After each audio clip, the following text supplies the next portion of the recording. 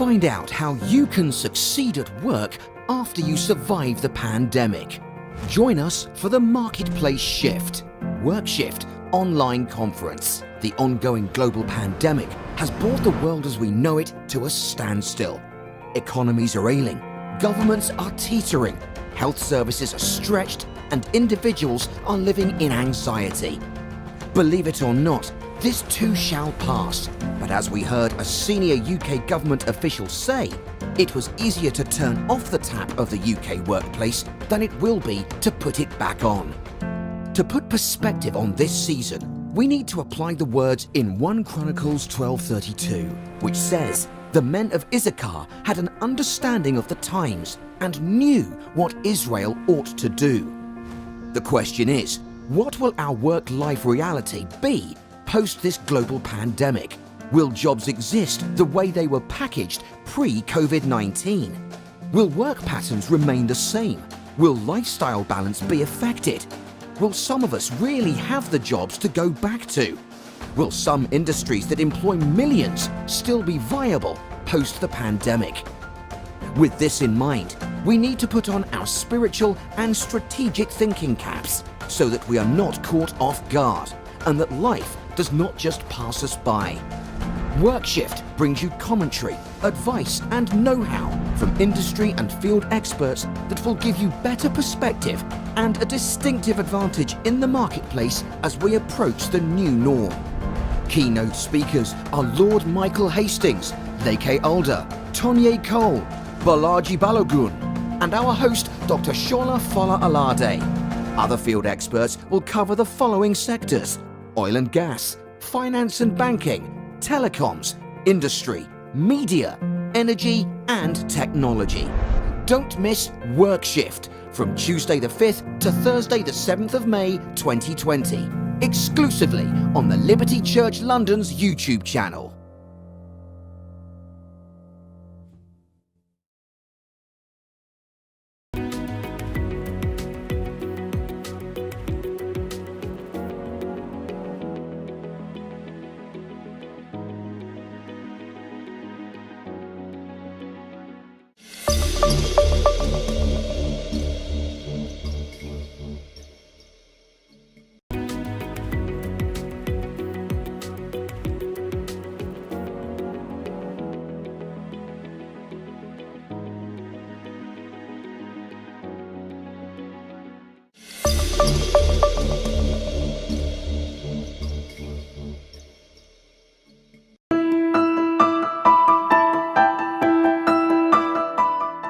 Vome Agogovbia Gafar is the founder of Ignite Energy Africa, a knowledge and innovation hub to shape the future of energy.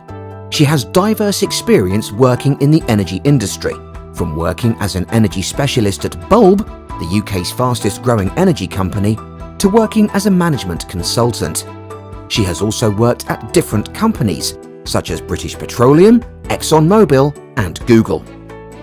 Vome is a first-class Masters in Engineering Chemical Engineer from University College London. She has an MSc in Global Management of Natural Resources and was awarded a Young Engineers Award for Technical Breakthrough by the Institution of Chemical Engineers, IChemE. Vome is an author. She runs a social enterprise called the Sparkle Initiatives and co-founded Devise, a food and drinks brand, with her sisters. Welcome your keynote speaker, Vome Agogovbia Gafar.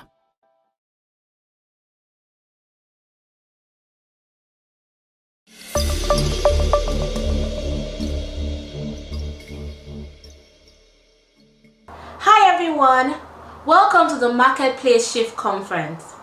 I would like to thank Dr. Shola Fola Alar-Day and Pastor Bimbo Fola Alar-Day for inviting me to be part of this conference. So we're in the middle of a pandemic and the world as we know it has changed. Also in the last few weeks we have seen an OPEC-Russian price war. We have seen energy demand fall to levels that have never been seen since World War II. And we have seen the US oil price turn negative. It is safe to say that the energy industry that emerges from this crisis is going to be very different to the one before it. My name is Vome Agogovbia Gafar and I'm going to talk to you today about the effects of COVID-19 on the energy industry. A brief introduction. I'm the founder of Ignite Energy Africa, a knowledge and innovation hub to help shape the future of energy in Africa and globally. Prior to that, I worked as an energy specialist at Bulb, the UK's fastest growing energy company. I worked as a management consultant for energy companies in the UK and have prior work experience at ExxonMobil and BP. I studied chemical engineering at UCL. I have an MSc in Global Management of Natural Resources, and my research has won the Young Engineers Award, is awarded by the Institute of Chemical Engineers. Finally, I'm very passionate about energy and I think it's such an exciting industry to be in.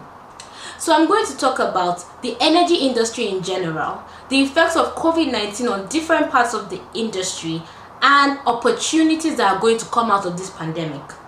First of all, the energy industry in general. The energy industry is a very dynamic, exciting industry. Things are always changing, things are always happening. I'm going to touch on three different parts of the energy industry about how it relates to life. The first point is that energy runs the world, literally. We have seen that even during a pandemic, we need energy to power hospitals, we need it to deliver food to our homes, we need it for our TikTok videos, we need it to watch the news, we need it to communicate with people. And so energy is very vital to modern day society, and that's why whether you're in the energy industry, an energy investor, or just a consumer of energy, it's very important to understand what's happening to the industry. Energy is also vital for economic growth. The second point is that even before this pandemic, the energy industry was going through ongoing transition. I will explain what that is. So there's something called the energy challenge or the energy trilemma, which the industry has been going through. Global population is estimated to grow to about 9 billion by 2040. The world is expected to keep on being urbanized, and also there's going to be a growth of the middle class. All of this means that we will need more heat, more power, more modes of transportation. And the global demand for energy is forecasted to double by 2050. So this creates a challenge because we need to balance energy security, environmental sustainability, and energy equity. Starting with energy security, you see, we need to make sure there's enough supply of energy to meet that growing demand. But the second point creates a challenge because environmental sustainability means that we have to generate energy in a way that's good for the environment. So predominantly we have generated energy from fossil fuels, coal, oil, gas. But we are finding that burning fossil fuels is releasing carbon emissions into the environment and causing global warming and causing climate change. So we need to meet this growing energy demand, but we can't necessarily do it in the way we have always done it. We need to find ways to meet the demand in ways that are also good for the environment. Now brings in the third challenge. Not only do we need to meet this growing energy demand, not only does it have to be good for the environment, we also need to make sure that there's energy equity. So this energy is accessible to people all over the world and is also affordable. And so this is the challenge the energy industry was going through even before the pandemic. The third point is that energy industry is very dynamic. Things are always changing, things are always happening. There's always so much innovation. So we're seeing hydrogen cars coming up. People are trying to do electric cars, hydrogen fuel stations, electric scooters, electric planes. So much is happening within the industry. And so this pandemic came, and it was unprecedented, unexpected, came out of nowhere, and it has challenged a lot of industries and disrupted a lot of things.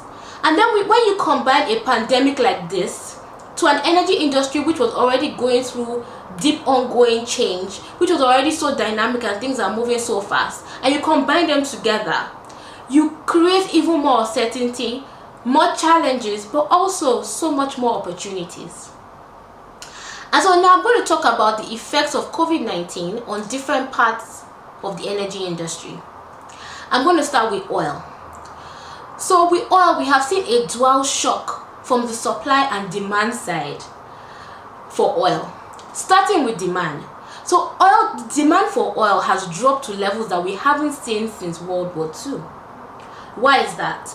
The first reason is that passenger air flights are a major consumer of oil, and between February and March we saw a drop in air travel by about 88%. So with that, planes are grounded, people are not flying, and so demand for oil has reduced. Second point, most people are working from home, learning from home. People are not going out, and so often cars are not being used as much, so people are not buying as much petrol, as much diesel as well. And so that also has created a lower demand for oil. Also, we have manufacturing plants that have been shut down, people are working remotely. So this has also reduced the demand for oil-based products. All of this has led to a very sharp decline in the demand for oil. Now going on to the supply side, this is actually very exciting what's going on here. So because OPEC saw that demand for oil has dropped a lot, So they decided to cut supply, so cut production to cut supply. So there's a good balance between demand and supply. However, Russia refused to cut oil production for their own reasons. Saudi Arabia then responded by cutting their oil prices and increasing oil production. And this has led to an oil price war between Russia and OPEC. What this led to was a drop in oil prices, very sharp drop in oil prices. Also, we had a low demand for oil, and because you cannot completely cut oil production, there was still so much supply, so a lot of supply and a low demand. And then because of this, we saw at some point in April that the US oil, WTI, dropped to a negative value. This has never been seen in the world before, never ever. And so at some point in April, an oil company would have paid you almost $40 to buy a barrel of oil. And this is because oil needs to either be transported or stored, and you can't just, you have to transport it or store it. And we saw that storage facilities were getting full. Oil companies were renting tankers to store oil. They didn't have storage facilities anymore, so they would have actually paid you to take it off their hands. But that may not have been beneficial for you either, because you will need to pay to transport it, to store it, maybe store it for 6 months when this is all over. And for it to be a wise investment, you have to make sure that the prices of oil by then would be good. So this is what has been going on the supply side as well. And so what next for the oil industry? Because oil companies don't want to keep on producing oil that they cannot sell, or oil that they cannot, even if they sell it, they will sell it for low values, for a low amount. So that's also an issue. So oil wells might be closed down. This leads to the next point as well, that a lot of oil companies may lay off staff. We have already seen companies laying off contract staff, and they have said that they may have to lay off a lot more staff. We have also seen cutting of dividends. Shell announced that they were cutting their dividends for the first time since World War II, and investors are not quite happy with this. So these are all the different things going on in the oil industry. From the consumer part, we may see that petrol and the cost of petrol might drop because of oil prices have dropped as well. And so these are the different things going on with oil. Moving on to coal. Coal is actually the hardest hit energy source from this pandemic. Why is that? China is the largest producer and consumer of coal, and this pandemic started in China, and so they had to close down a lot of their sites, a lot of stop production. Everybody was on lockdown, and so the production of coal dropped, but also the demand for coal dropped because of this as well. But also because of low gas prices and a growth in renewables, there's also been less demand for coal. Also because of mild temperatures, there's been a low demand for coal. And so what does this mean for coal? There were some coal projects that were either under construction or trying to win approval, and the effects might be that approval for these projects may not be given because demand for coal has dropped. And in addition to that, people were already protesting building more coal plants because coal is not great for the environment. So some of these projects might be cut and may not get approval moving forward. Moving on to gas. Gas has actually not been as hardly hit as oil and coal. It has had like moderate changes, so demand has dropped about 2%. And why is this? So even though electricity demand has dropped and people are at home, so also the morning electricity peak, so the morning peak of demand for electricity. So in the morning, in the normal world, everyone will be going to work or school in the morning. We'll use electric showers, the kettles will come on in the morning, and so there's usually a peak in demand for electricity in the morning. But because everyone's at home, that demand, that morning peak has been spread out or flattened and also spread out across the day. So people are showering at different times, people are using the kettles at different times. So even though the pattern in how we're using electricity has changed, we are still using electricity. And for example, in the UK, gas is the main source of electricity, and so that might be why gas has not been hardly hit compared to oil and coal. What next for gas? Even though it has not been as badly hit, the demand for gas may keep falling throughout the year if demand for power and industrial activity also doesn't kick up again. Then the demand for gas may drop towards the end of the year, and that might mean that gas companies or companies that produce gas and gas generator companies may lose money and lose revenue towards the end of the year as well. So the next source is renewables, and I'm very excited about this one. That's because although other sources of energy, the demand for them has dropped this year, the demand for renewables has actually gone up this year. So even though other sources of energy are forecasted to have a decline in growth this year, renewable is actually forecasted to grow by 5% this year. And I think this is quite exciting, and I think it's interesting to stop and pause and look at this, that if there's an industry and every other thing is going down but one thing is going up, then there's a lot of opportunities there. And why is renewables doing well in this time? The first reason is that it has low operating costs. The second one is that it has priority access to the grid. And the third one is that there's been an increase in capacity in renewables. So towards the end of last year and towards the end of this year, there were wind and solar projects that were completed. And so this has led to renewables doing quite well during this period. What next for renewables? People are saying that this may make energy company giants, this may make a lot of oil and gas companies take a closer look at renewables. That if during the pandemic other areas are not doing well and renewables are doing well, then it is the future. And so a lot of companies may start moving from fossil fuels to renewables faster. We may see more investment in clean technology, more investment in solar, in wind, in biomass coming from energy companies.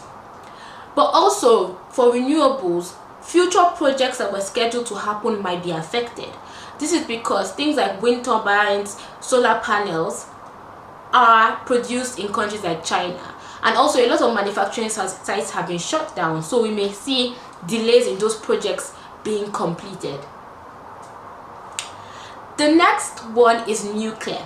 So nuclear has also been affected. There's been a lower demand for it because there's a lower demand for electricity. But what next for nuclear energy? In countries like the UK and Germany, they are saying that they can continue with the expected levels of capacity from nuclear plants because they have put safety measures in place to continue operations. But for example, in France, which is one of the major generators of nuclear energy, is saying that their capacity that they can generate from nuclear plants might be affected. Why would capacity be affected? That's because some key operations like operating the plant has been affected because people are working remotely. But also maintenance work has also been affected, and so all of this can affect the runnings of a nuclear plant and also the capacity it can generate. So that's it with nuclear. The next point is e-mobility and energy storage. So e-mobility is things like electric scooters, electric cars, electric bikes, so electromobility, and then energy storage and batteries. So this industry has also been affected by the pandemic. Starting with electric vehicles, why has this been affected? You see, everyone's at home, people are not moving around, so people are not driving their cars as much. People with electric vehicles are not really driving their cars, so they may not need to use charging stations, they may not need to charge their cars. But also, in addition to that, people that may have planned to buy electric vehicles this year might not buy them anymore because they're not really going anywhere. Also, production of electric vehicles has been affected. So we've seen like Tesla, which is one of the major producers of electric vehicles, their plant or their manufacturing site in China has to be shut down, and so this has affected production of electric vehicles. Also with energy storage and batteries, because also sites are shut down, so that's also affected the manufacturing of these batteries and energy storage as well. So what next for e-mobility? What next for energy storage? Well, there are different views on this. But because oil prices are dropping and petrol costs may drop, people are saying that people may be more reluctant to switch from a fossil fuel car to an electric vehicle. People already had concerns about switching to electric vehicles because of things like range anxiety. So that means you're scared that you're driving your car and you may stop on the road and you may not find a electric charging spot to charge your car quickly. And so there were already those concerns, and if the cost of petrol drops, people may be more reluctant to switch to electric vehicles. But also, a recession is coming, and so when there's a recession, people are not really thinking of buying cars as much, and that may affect electric vehicles as well.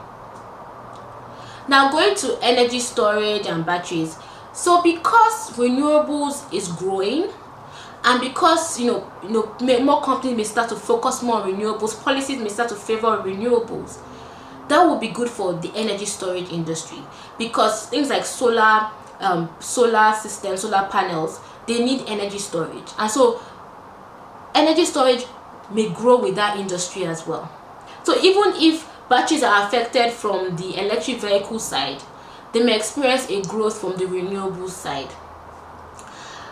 Looking at things like e-scooters, e-bikes, there were a lot of companies popping up: Lime, Bird, Spin, companies that offer electric scooters you could use around the city. They were particularly popular in Paris, in Prague, in parts of America.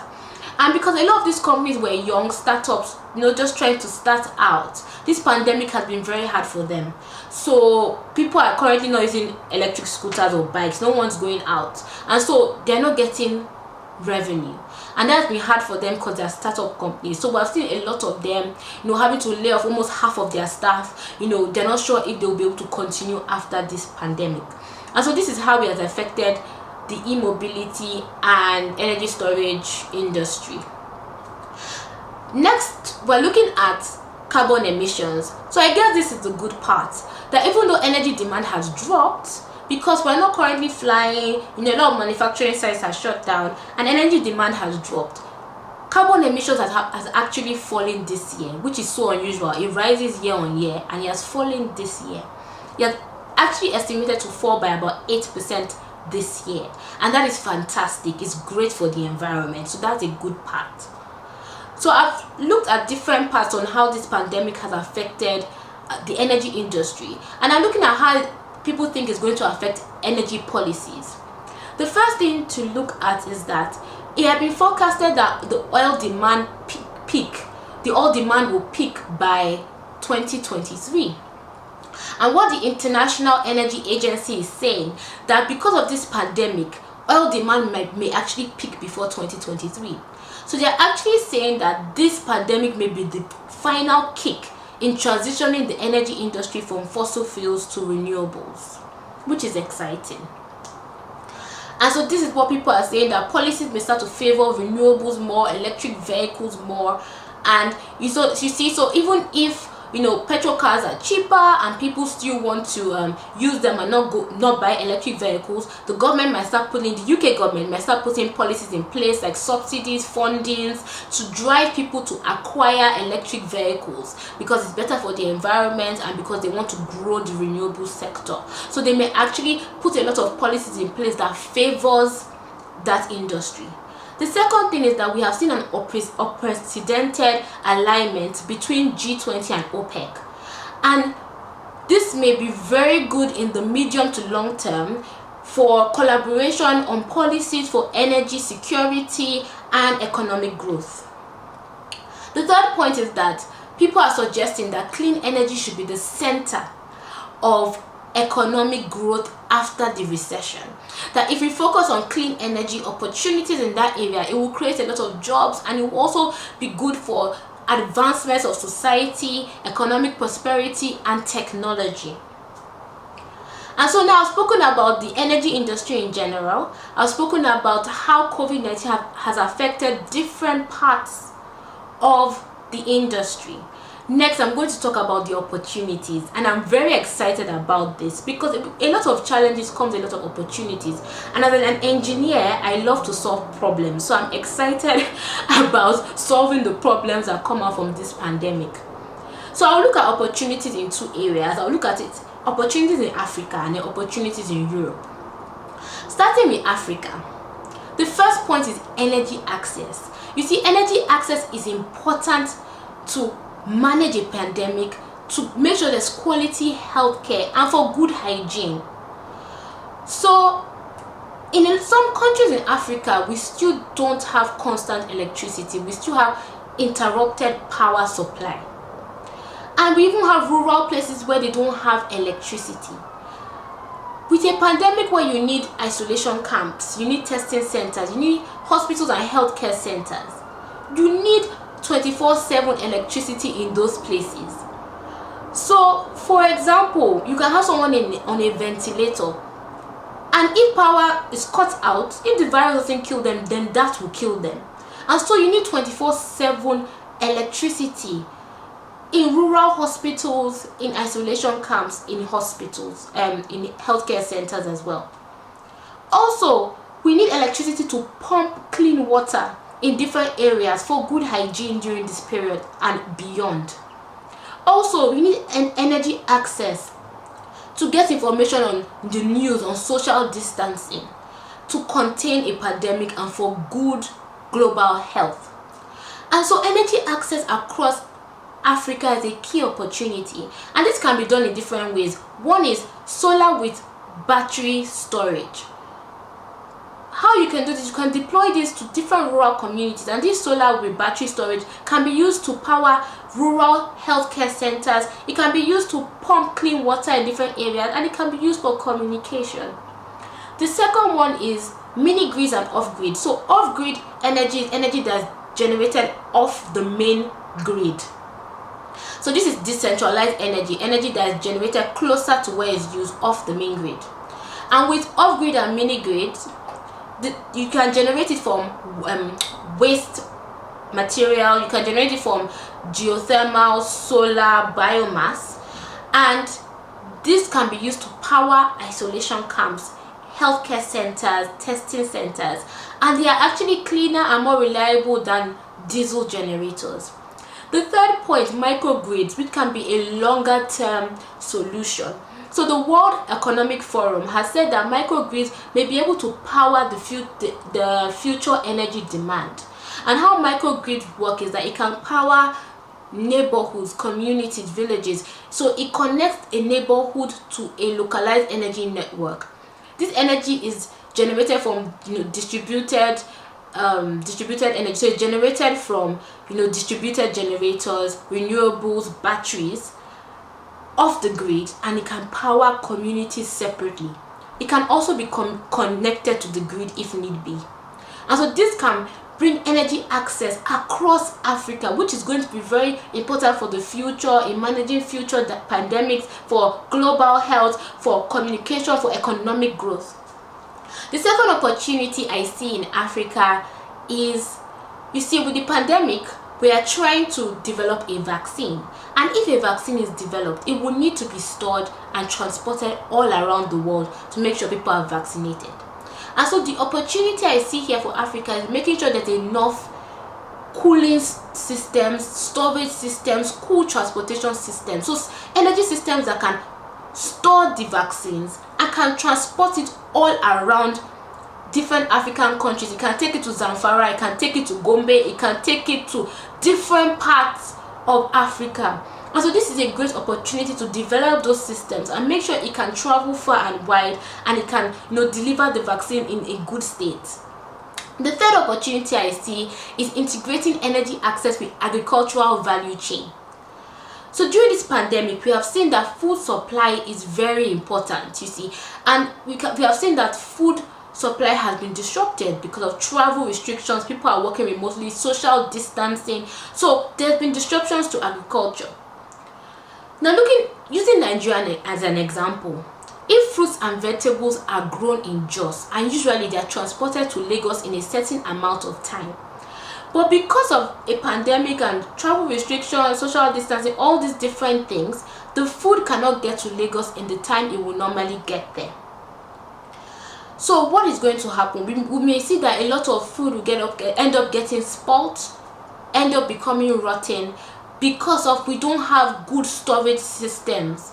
So it's also good to automate the agricultural value chain in Africa. Develop cooling systems, storage systems, energy systems that can hold this food, store it, transport it, and even if we cannot send it in the time that we usually do, this food will not get spoiled. So also bringing energy access to different parts of agriculture in Africa. So these are the 3 opportunities I see there.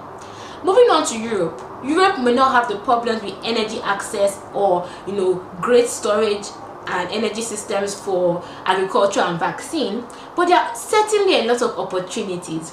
The first one I see is recycling centers.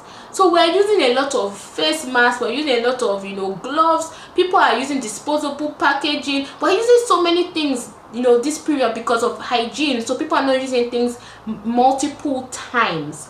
And so with this recycling centers, because we don't want a waste issue on our hands where there's so much waste, so having enough recycling centers that can recycle some of these things we are using, also producing reusable products, reusable masks, masks that we can recycle, reusable packaging. So creating systems where we can recycle things we are using, we can reuse them, we can make sure they are good for the environment as we use them and recycle them. So those systems and the energy systems needed for recycling is an opportunity. The second opportunity I see in Europe is that because fossil fuels has not done that well in this period, and renewables has done really well, and we're already seeing a lot of people saying that this will be the final kick towards renewables. We're seeing people saying energy companies may start to think, okay, let's focus more on renewables, more innovation in this area. So research and development into renewables, e-mobility, hydrogen fuel centers, hydrogen cars is a great opportunity. That is because even though renewables and electric cars are great for the environment, there are still a lot of challenges. Like I said earlier, with electric vehicles, people still have range anxiety. We still need to develop more efficient batteries for electric vehicles. So that's an opportunity. Research and development into batteries for electric vehicles, energy storage for solar panels, making sure we have good energy storage, because with renewables, even though it's great, we still need to store the energy that comes from the sun. So we need good energy systems for that. So we still need so much more research and development into solar, wind, biomass, this hydrogen fuel cars. There's so much to do there, so much opportunity still. The third point and the third opportunity I see in Europe is CCUS, which is carbon capture, utilization and storage. So what carbon capture, utilization and storage does is that it captures carbon emissions and either stores it or utilizes it, so it's not released into the environment and does not contribute towards global warming. And so this has been around for a while and it's been being developed, but there were issues with government funding policies, and so it has not been as developed as it could be. And because in this time we have a lot of oil, we have gas, and we need to power the world, so with growing energy demand, so there's an opportunity here that rather than not using that oil and gas, we can develop this CCUS technology better, that it can be integrated with, for example, a gas power plant, so we can still use the gas, but the carbon emissions are captured and it's good for the environment because it's not released into the environment. And so there's still a lot of opportunity here to develop this technology, to integrate it into different systems. Also, people are trying to develop hydrogen cars, hydrogen fuel stations. Hydrogen is produced from fossil fuels, and so you still need fossil fuels to create hydrogen. And so integrating this CCUS technology into that process is good for the environment. Also, producing cement, producing steel releases carbon emissions into the environment again, and so integrating this CCUS technology would be good for the environment. So this is an opportunity I see as well in Europe. So in conclusion, the energy industry is a fantastic, dynamic industry. Things are always changing. We're going through the energy challenge. There's so much dynamic innovation there. Second point, COVID-19 has affected different parts of the energy industry. We have seen that fossil fuels, the demand for oil, coal and gas has dropped, for nuclear as well has dropped, but we see that the demand for renewables has grown in this period, and renewables is forecasted to grow by 5% this year to make up about 30% of the world's shrinking demand for electricity. Also, carbon emissions have fallen this year as well. So opportunities, to summarize that really quickly, the opportunities I see in Africa: number one, energy access, to make sure there's energy in different parts of Africa, rural communities, make sure there's enough energy to power isolation camps, healthcare centers, to make sure that we can, really grow this decentralized energy industry, to make sure there's, microgrids, off-grid, mini-grids that can power communities. Second point, in Africa, that there's enough cooling and transportation systems to transport vaccines when they are made. The third point is that we can integrate energy access into the agricultural value chain. So food that is produced in Jos can be, or grown in Jos, can be transported to Lagos and it will not spoil, even if there's a travel restriction or another pandemic. So that can be managed better. Opportunities in Europe: first one, recycling centers, making sure there are great recycling centers that can manage all these things we are using quicker and that can recycle them, so it's good for the environment. Second point, research and development into renewables and electromobility and all these alternative sources of energy, to make sure that as that area is growing, we have the technology, we have the research we need. Third point, CCUS technology, carbon capture, utilization and storage, to make sure that we do more research and development into that area as well. So if we still need to keep on using fossil fuels, we can use it in a way that is great for the environment. And so there are still so many questions people have. Would the oil demand peak before 2023? Would electric vehicles still be the transport system of the future? Would energy access be deployed across Africa? The truth is that no one knows. But what we can say for certain is that the energy industry that is going to emerge from this pandemic is going to be very different from the one before it. And energy is definitely an exciting place to be. Thank you so much for listening. Have a good day.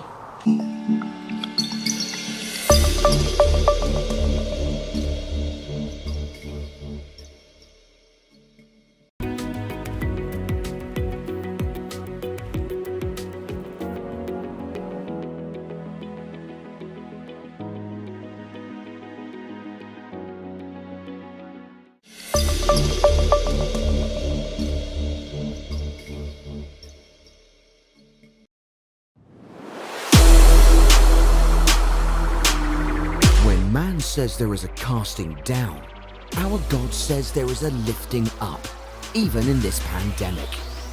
Our portion is to emerge this year, but to do so, we need to establish victory over many battles.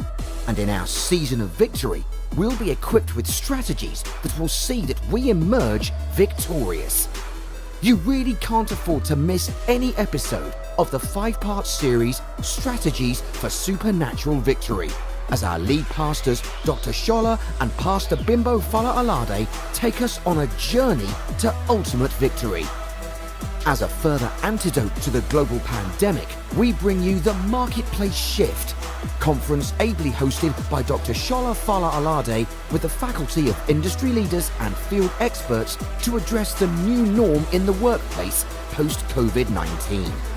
Our international second quarter 7 days of breakthrough is themed Anointing for Supernatural Victory, and it runs from the 9th to the 15th of May and culminates with our first ever Global Breakthrough Night, hosted by our visionary pastor, Dr. Shola Fala Alar-Day. Super Evenings return in earnest as Dr. Shola Fala Alar-Day continues in the Priesthood series with The Priesthood Advantage on Fridays 8th, 22nd and 29th of May. Vibe continue in their Storm series with Friday sessions at 7 p.m. on the 1st and 8th of May.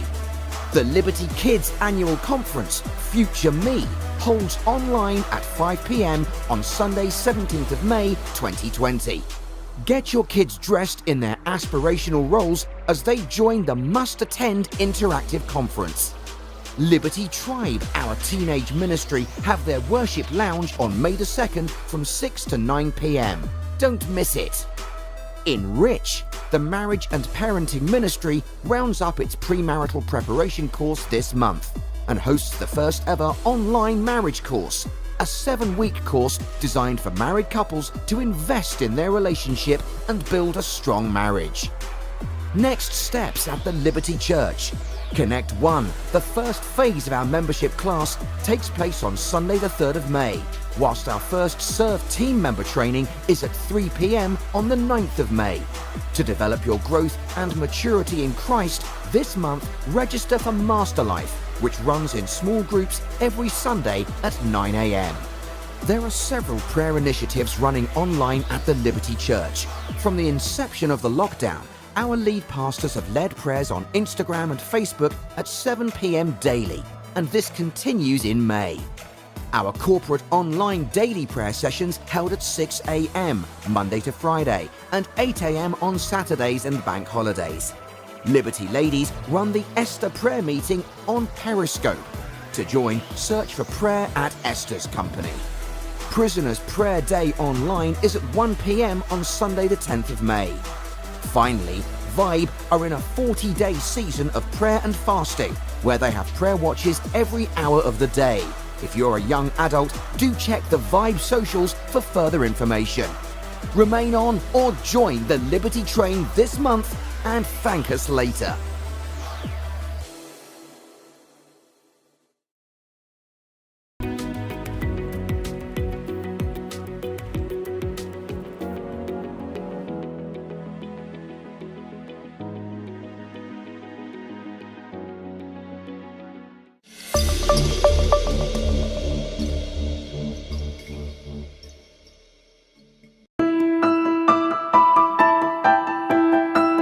Balaji has over 30 years' experience in investment banking, other financial services, and mobile telecommunications. He is the founder and CEO of Chapel Hill Denham. He has held a number of high-profile directorships, including Executive Director and Chief Operating Officer at CSL Stockbrokers, part of FCMB Group, Executive Director at FCMB Capital Markets from January 1996, Trust Fund Pensions plc, one of Nigeria's largest pension fund managers, and NASD plc, the first OTC market launched in Nigeria. He co-founded and was a director of Econet Wireless Nigeria, now Airtel Nigeria, which was the first major private infrastructure project in Nigeria. He was Pioneer Chief Business Development and Strategy Officer and was appointed Chief Marketing Officer. He left mobile telecommunications and returned to investment banking in 2005 when he founded Chapel Hill, one of Nigeria's preeminent investment banking firms, in 2005, where he is currently the Chief Executive Officer. Balaji is an economics graduate from the London School of Economics. Welcome your keynote speaker, Balaji Balogun.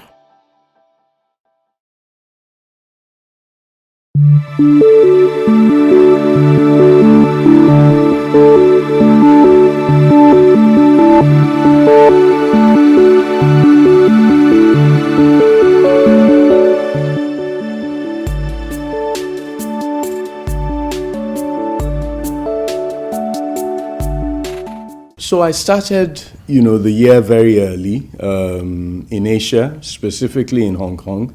And in that, first week of January, when I was out there, it was pretty clear that this was, something quite unique, and there was already a bit of concern, around it.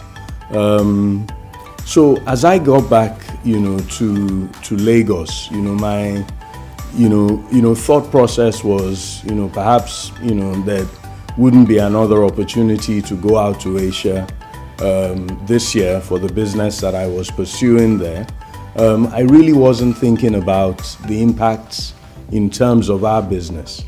Over the last, couple of years, we've made some very, very significant investments in technology, and we started a process of, trying to, sort of improve life-work balance, for our people. So we decided in January that, we would start to do things like, have people work from home, on Fridays. And in many senses, I think that prepared us quite early for what we were to see. So once, the virus began to spread across Europe, and we began to watch the developments, particularly in Italy, one of our first responses, was actually as a business, to go to a scenario where we split, the whole business into teams. And there was one team in this week, another team in next week, and that was pretty much how we worked through the month of February. By early March, we had already decided that, this thing was going to get here. And the reason for that essentially is that global travel, has changed so substantially, over the last 25 to 30 years. So you have a scenario where there's nowhere in the world that's more than, 8, to 12 hours away. And literally there's no part of the world that's more than two hops on a flight. So we recognize that, what looked initially like, a Chinese, problem, which had now, found its way into Southern Europe, could very quickly become, a Nigerian and an African problem.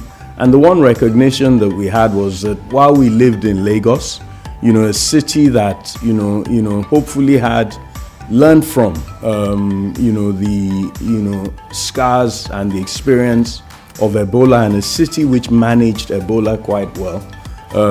We probably had a bit of time, but we recognized that we didn't have a lot of time. And I think that by the beginning of March, we as a business were already well prepared and well positioned. And we actually, commenced our own lockdown and started working from home approximately 10 days, before the government announced the first lockdown. So in some senses, we've continued to run our business, quite unusual, circumstances. None of us imagined in March, that, we'd be sitting in May and we'd still be working from home. I know that the government has decided this Monday to relax the lockdown. We think, that, while, one understands the socio-economic rationale for that, we think that medically, from a science perspective, that is still quite dangerous. And, some of the scenes that we've seen, whether around banks or scenes that we've seen around social, gatherings, on social media and on TV, just sort of indicate to you and I that we run a big risk, of the infections going up again. And if they do, and I don't think that we've reached the peak at all, in Lagos or in Nigeria, then, it's not inconceivable that, we will end up with, another lockdown and probably a much longer lockdown. So I think the first thing for me, and, I've ended up in a number of these conversations where people ask me, how have I managed myself through this time, and what are the lessons, and, what can I share? And I think the very first thing that I say to everybody is that none of us, has been down this road before. And if you're not 120 years old, you haven't lived through, the Spanish flu, the last time that, there was a pandemic on this scale, globally. So none of us really comes ready with equipment or with experience, of having dealt with this before, and being able to manage it. But the first thing that you must absolutely do is to recognize that while crisis might be difficult, crisis also creates opportunity. And the first thing that you have to do is actually to reflect inwards and to look at your business and say, one, how through this crisis, firstly, can I keep the business running, keep some cash flow, no matter how small, right? manage my costs, if need be, still ensure that I'm delivering a margin, and are there services or products, or can I reinvent myself such that in this period, while everybody around me is panicking, while everybody around me is distracted, can I reinvent myself, for example, to be able to either take my business that before was, sewing clothes, and turn it into a business that is producing cloth masks, right? Or turn that business that was, sewing clothes into a business that is producing, bed sheets for hospitals, because almost certainly at a time like this, hospitals aren't going to be using and reusing bed sheets. They'll be using bed sheets and disposing of them, because of the high infectious nature of this thing. Or can I turn my business, right, that used to be a small, business where I was cooking at home, into a business where all of a sudden, recognizing that everybody doesn't have the ability to go out and eat. Some people have gotten separated from members of their family, or for safety reasons, people had to let, domestic help go home, right? Can I turn my business into a business that is cooking food and delivering food to people? Yeah? And I think the first thing is to recognize that every crisis, must not be wasted. And in every crisis, there is opportunity. I don't necessarily subscribe, to the people who've turned themselves to opportunists, and started off selling, N95 masks, at 2,000 naira, and are now selling those same N95 masks at 5,000 or 6,000 naira. I think that is a bit of opportunism, in a market at the wrong time. And that's not something which in itself, brings you sustainable prosperity. The second thing is to recognize that this is a time, where we absolutely need to be collaborative. We need to be collaborative in our communities. We need to be collaborative in our families. We need to be collaborative in our small business environments, And if you have that mentality, you'll be able to help others. You'll be able to receive help from others. You'll be able to learn from others' experiences by talking to people. You'll understand how they're dealing with a particular situation that perhaps you haven't faced or you're going to have to confront. Then you're going to have to deal with the issue about your costs, whether you like it or not. And you and I recognize that SMEs are a large source of employment in our country.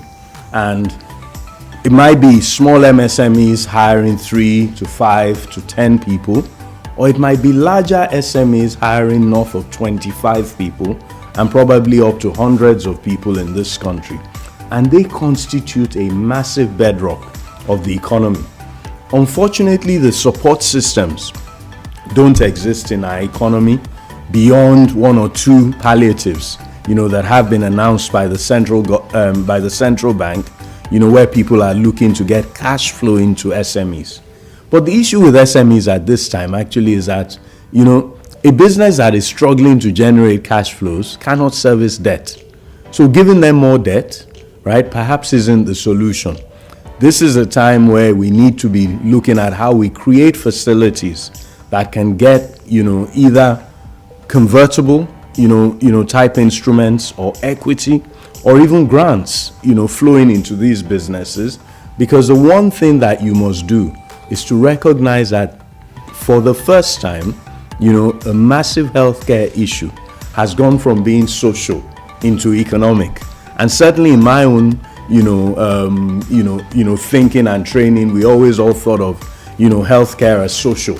I think we all now recognize that it is very economic and very, very central.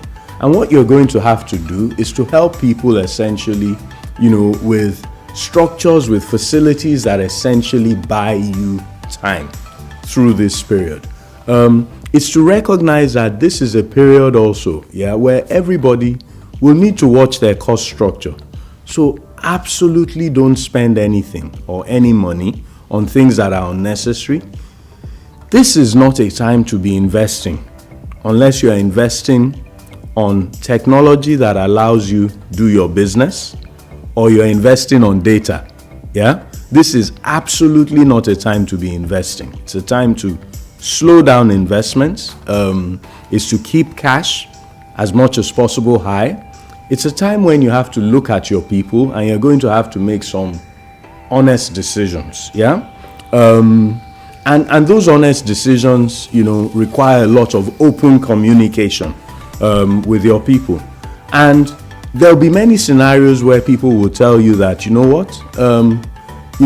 it may be easier for all of us to take a 50% pay cut, yeah, rather than firing. And we all know that, everybody or most of us have jobs, rather than firing 30-40% of the workforce, right?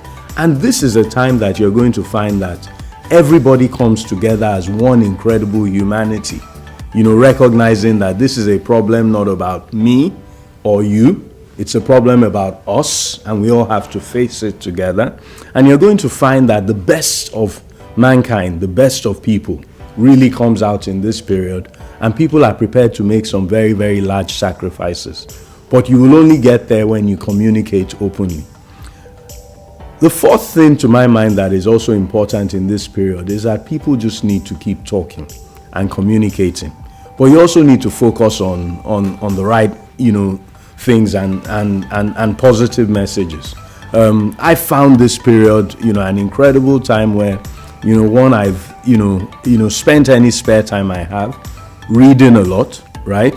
And just, learning about things that I didn't know, as well. Some people choose to spend their time watching, the bad news. And I think that in itself can get you down, because, when all you focus on is the bad news, you're actually not seeing the opportunity and recognizing that whether this takes a month or whether this takes 6 months, it will come to an end. And when it comes to an end, there will be a new normal and a different, set of circumstances that we're all going to have to contend ourselves with, but it will come to an end.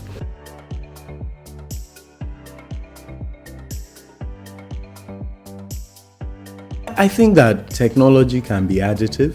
Yeah, I actually think that technology can lead to increased economic activity, because technology provides us incremental capacity, that we didn't realize that we have.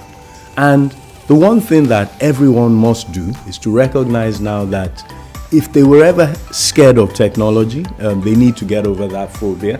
It's to recognize that there's some basic skills that we all require.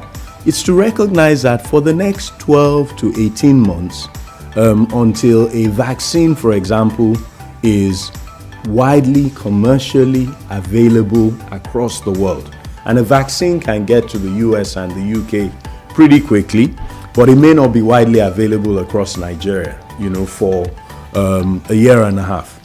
The reality of it is that, we will see a very different set of circumstances. I would be surprised, for example, if many people, when you're asked to take a meeting in 6 months' time, don't turn around and say to you, can we do a Zoom call or can we do this on Microsoft Teams? Yeah? And nobody wants to come to your office or wants you to come to their office to engage with them. I won't be surprised if this ends and we still end up with significant travel restrictions across the world. Yeah? So we are going to have to recognize that the way that we have done business over the last 4 to 6 weeks, right, actually is not an exception. That will be, a regular normal. For people like us in our businesses, of course we were used to that because you always had to, on transactions, run, audio or video conference calls, and we've been using all of those tools. For the rest of the world, they are having to.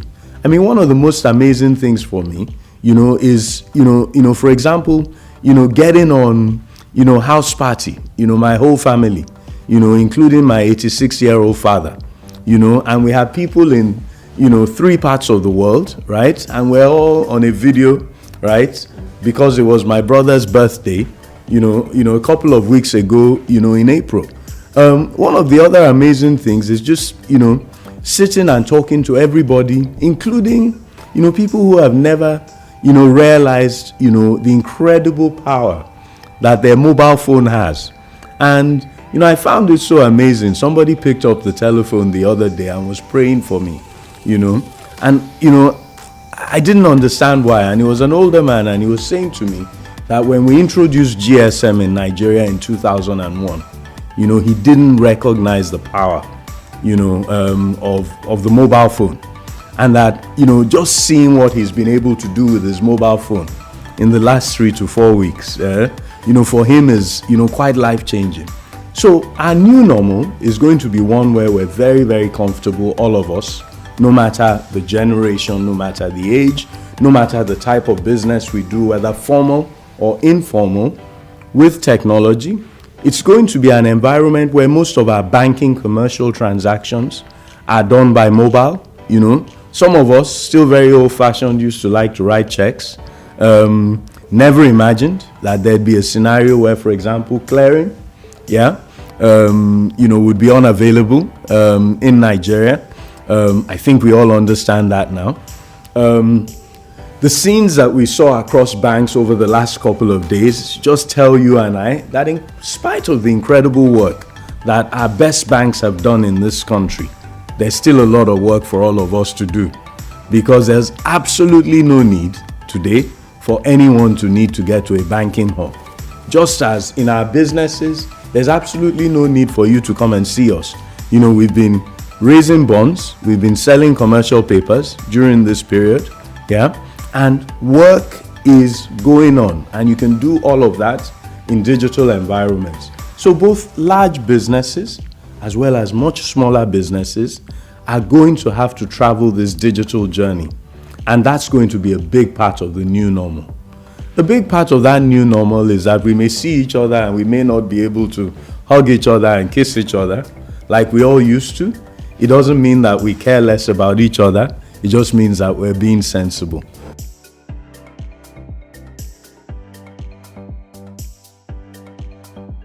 So all of the technology that you use today actually has tremendous accountability. I didn't understand the power of this stuff until after my first day of working from home. I got some report on my Microsoft Outlook, something called My Analytics. And My Analytics told me about how many people I collaborated with in the day. It told me about how many meetings I had, right? How many people I engaged by email, how many people I engaged by video conference. And the reality of it today is that across our firm, if we wanted a summary of what everybody has done in the day, it's pretty clear to us. If you're not doing anything and you're not engaged, whether on your laptop or on your mobile, or you're engaging with people, almost certainly we will know. And the only reason that you're not doing something is either that, you're on vacation, or, that, God forbid, you've fallen ill or you have any. So even when people have had some difficulty, right, we'll figure out pretty quickly. And then the other thing that we're all doing is there's a lot of collaboration.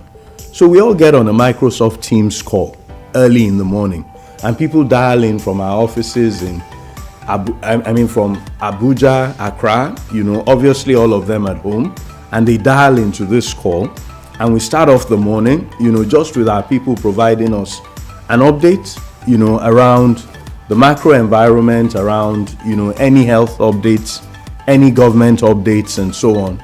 And then, we all go off, on our day. And when we do that, early morning call, just seeing, everybody in the firm dialing, tells you first and foremost that they're engaged. And over the course of the day, we're either doing lots of calls within teams, calls with specific people. Sometimes I feel actually that in this season, some of us have worked way more hours than we were working previously, because there's now really no separation, between work and home, anymore, and it's been quite incredible. Secondly, you're also, managing for all sorts of other issues outside, of your business, as well as, some of the issues that we all have to deal with and engage with in the community around us.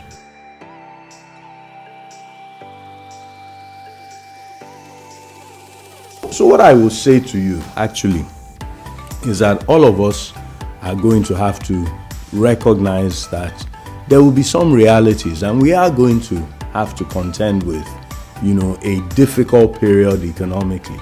There will be job losses, yes, but I don't think that because there will be job losses means that people who have been unemployed don't have a chance. If you had been unemployed and you actually happen to have some digital skills, right? I think that you've raised your hand up in the playground, right? Among a crowd of people, and you are going to find opportunities. But I'll tell you the other thing that's going to happen. Whether the government likes it or not, right? We are going to have to finance ourselves out of this trough. We're going to have to expand the government's capacity and spending, particularly on infrastructure, right? Essentially to create catalytic growth. What this is a patient that has entered hospital and has gone into some kind of seizure. When you bring those, I forget what they call those, machines that, when someone, has had some kind of heart attack that you try to use, to revive them to get a heart murmur. We are going to have to shock this system. And the way that we're going to have to shock this system is that the government is going to have to invest and borrow, even if it means that we print money or we bring money, out of, CRR and other reserves that the central bank has had, really to massively accelerate our spending in 4 key areas. And if you do that, you are going to create millions of jobs in this country. We're going to have to spend a lot of money on power infrastructure over the next 3 to 5 years. We had to do that anyway, even before this problem came. We're going to have to spend a lot of money on transportation infrastructure, right? Especially roads. We're going to have to open up this country, right? And effectively connect every agricultural region, every mining region, and basically connect them to markets, connect them to ports, right? We're going to have to spend a lot of money, whether we like it or not, on broadband infrastructure. And then we're going to recognize that as a country, we have this incredible blessing of natural gas, okay? And all prices will be where they are. So we are going to have to turn our gas into our new weapon of prosperity, okay? And we're going to have to build a tremendous amount of gas networks. If we succeed in doing all of those things, let me tell you what you're going to do. You're going to attract new investments and massive investments, right? Including SMEs, right?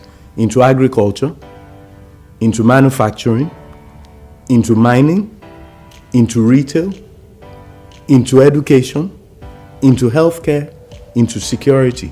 And what is all of that going to bring? It is going to bring a new season of prosperity and a massive amount of job creation. And that job creation is going to lead to something. It's going to create a new generation of people who live and succeed and prosper, and they're going to begin to save. And they're going to begin to have or invest in pension accounts. And the end result of that is you are going to create, if we do the right things, a circle of sustainable prosperity for this country. I think that this time and this season actually creates a sequence of events that will force Nigeria to face some realities. Whether we like it or not, right? If we haven't gotten rid of it, we will have to get rid of the petrol subsidy. Whether we like it or not, right? We will have to fix the power sector, and we will probably need to get rid of any kind of subsidy in that sector and allow market-based tariffing. Whether we like it or not, we will need to invest in Nigeria's infrastructure. And if you invest in Nigeria's infrastructure, you are going to create the base for an economy that is much more competitive and has the ability to be substantially import substituting.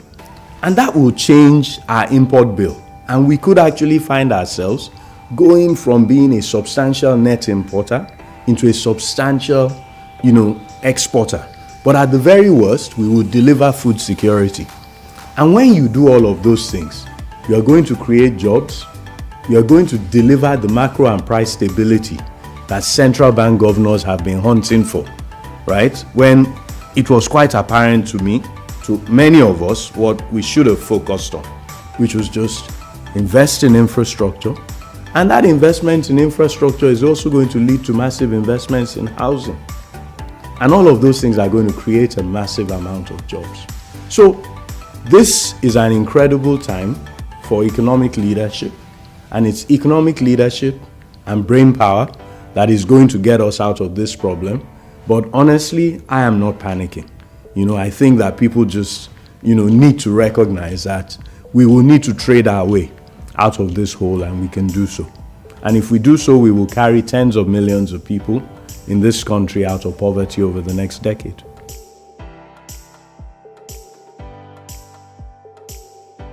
Obviously, anyone who is just not comfortable in a digital environment, and a digital environment doesn't have to be computers, it can just be a mobile device, yeah?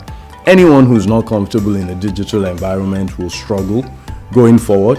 But more than anything else, we just need flexible people. We need people who are creative, people who are open-minded and are not rigid. And that's really the employee of, the next decade. Someone who's prepared to think on their feet, be very, very dynamic, be adaptable, and that's all. And those are always skill sets that we've needed, at all times in any case. The only thing to my mind that's changed now is you just need to be comfortable in a digital environment. I would say that the biggest challenge, obviously, is that, coming out of a recession, there were many businesses, that were quite highly levered, that needed to raise equity. In coronavirus conditions, obviously equity markets suffer. Most financial markets suffer across the world. Credit markets have also suffered. We've seen, spreads widen quite considerably. So to my mind, I would say that, the ability to raise finance this year has slowed down, yeah? But that's not because, finance doesn't exist. Finance exists, and if across the world, in remarkable pockets. And let me give you some examples. And this, for me, is probably one of the issues that, we must use coronavirus to fix, okay? One of the biggest problems in the world that you and I live in today is the incredible inequality that exists in the world, yeah? Where there are concentrations of incredible wealth, where the top, 100 people in the world, probably own as much wealth, as the next, I would say, 3.5 billion people, across the world, yeah, put together. But for me, that's less important because they've earned that, they've either created something that has changed our lives, and that's why they've succeeded and put that sort of wealth together. For me, I think one of the biggest ironies in the world today is that there are hundreds of trillions of dollars of assets managed all over the world. Probably about 120 trillion today. At least close to 25% of that money is earning negative yields, right, across the world, or below inflation yields. And there are incredible opportunities to invest on this continent called Africa, right? On this continent which has the youngest population in the world, and this continent which, whether you and I like it or not, right, is really very much, the future of growth in the world, right? And a lot of that money, has no clue where Africa is, right? Doesn't even want to find out where Africa is, right? And has never directionally thought of investing in Africa. Now, let me tell you, one shocking statistic, right? If 0.2% of that money, okay, was invested in African infrastructure, and obviously Nigeria would be a big recipient of that, every year over the next 10 years, okay, you would not only fix all of Africa and Nigeria's infrastructure, right, but you would deliver all of the sustainable development goals across these countries over the next decade. basically $30 billion being invested annually in infrastructure is multiples of the amount of investments that have come into infrastructure. And all that will do is that it will catalyze further capital, it will deliver returns, right? And we will have changed the world in a substantial way. For me, the big lesson, of coronavirus is that whether we all realized it or not, we have this incredible interconnectedness, that we have never understood. And that interconnectedness is going to mean that if you never cared about Africa, you better pay attention, because you might clean coronavirus in your country, right? And the next person that lands on a plane from some poor country, right, in Africa comes to create a further problem for you. This crisis has told all of us, right, and international travel, has explained to all of us, if we didn't understand that reality, that we are all one humanity, and we need to care about equal development, inclusive growth, not just in the world's developed economies, but also in some of the world's poorer economies, because, we all cannot run or hide from the consequences, of a big crisis like this.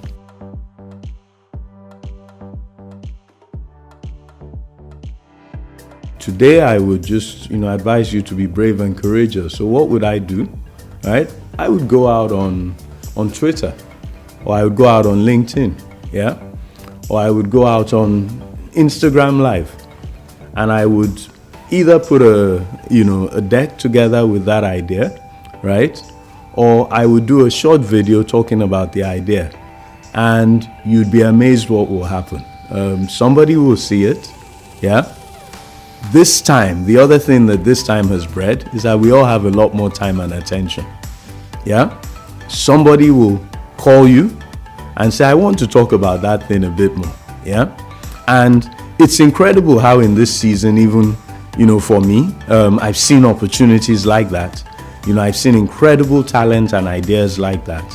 And somebody will want to support you and to back your idea.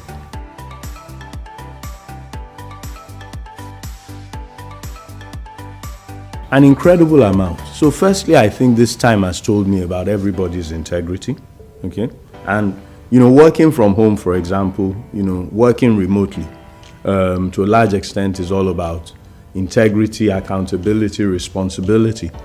But I'll tell you what else it has done. It's told you about how different people deal with crisis and deal with panic, So there's some who deal with it extremely well and they flourished and they've become stronger in the process, And I find always that when I'm, under fire is actually when I think clearest, And I'm able to, calm down, and actually distill things a lot better.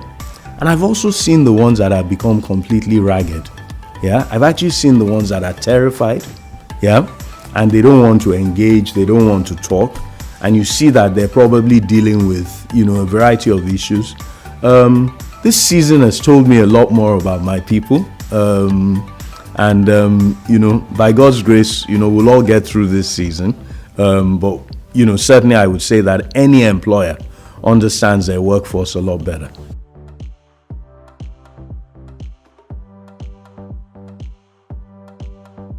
Look, I think there are a couple of ways you can deal with it. The most severe thing that you do is to let people go. It's possible, for example, to, also create, a furlough. A furlough is not something that, people are, familiar with, in Nigeria. So, to some extent, I think you need to engage with people and negotiate it.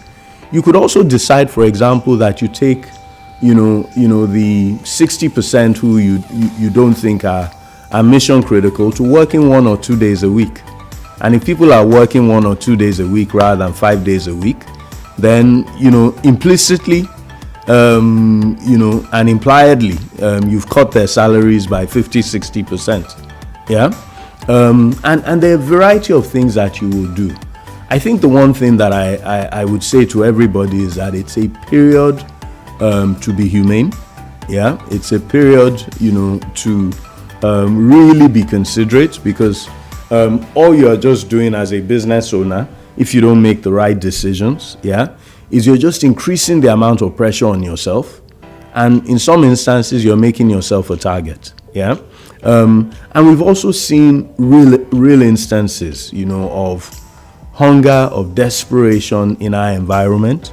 And whether you like it or not, no disrespect to all my brothers and friends, in government across this country.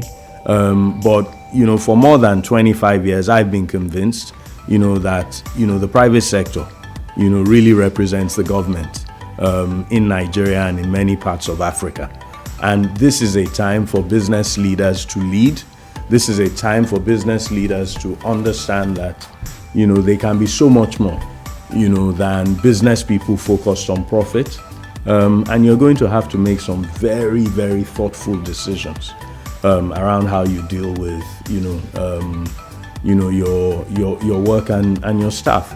And I think the other thing that you'll also find in this season is there will also be members of your staff who themselves come to that realization and start to call you and ask you, what do you think we should be doing about costs, boss? Don't you think that we should be trying to take some costs out? And I think when those conversations start, it becomes a lot easier, because there's, integrity across the board, and people are beginning to confront those realities.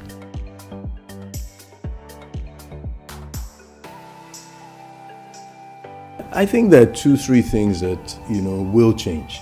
Firstly, today, I now think very differently about the amount of office space that we require, because the reality of it is that 100% of our staff don't need to be in the same place, at the same time. And I think, it will also have salutary effects on life-work balance. I think, if people, have been at home and their kids are in the next room, or their kids are sitting in front of them watching TV while they're seated at a desk, on a video conference, it's had a very different, very salutary effect on, their, family situation, their sanity, over that period. But I also think what almost certainly will change is that we will all have to make far wider investments into technology than we've done. Businesses and regulators who have been scared of the cloud will need to recognize that, it's a fait accompli. It's a way of the world, and many things will need to move to the cloud so that resources are available to us anytime, anywhere. People will have to teach themselves, including illiterate people, even basic digital skills. And I think that the mobile phone, which has been one of the most transformational, pieces of technology in our continent, and for me, which is really one of the things that I'm most proud about, having been, part of, the foundation of that industry in this country. I think the mobile phone will become even more prevalent in everything that we do, in all aspects of our life. And, I cannot imagine, a scenario where, 80-90% of commercial transactions, including investment transactions, including savings, including managing your money, are not delivered, by mobile. And, one of the things that I spent the last, few years working on, is building, a business that, you will hear about very soon, called Invest Niger. And, for me, I'm really excited about what you can do with a mobile phone across, the workspace, across, social space, across lives, in our country. But I think what will change is that we will also have to become more of our brother's keeper.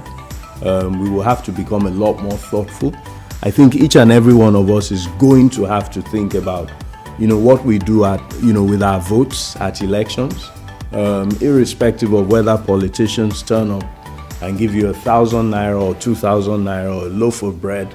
I think you're going to ask the question, about what their agenda is, what their plan is, because we cannot have a country, of 200 million people, of such incredible talent and energy, and we continue to be ruled by people who really have not been thoughtful about all of us, and really have not, had an agenda, for creating opportunity, for all of us. And with Nigerians, all you need to do is to create just a bit of opportunity.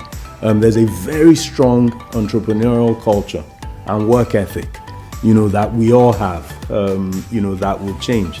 I think everything will change, even, public transport and the way that we all, commute to workplaces, will go through a massive shift. But I think it's an opportunity for us. Sometimes, something has to break and almost be destroyed completely for you to be able to rebuild it and rebuild it stronger. And I'm hoping that what coronavirus will do is really to create, a new rebirth, for this country, for its young people, for all of our children, and for the future of this continent and the world.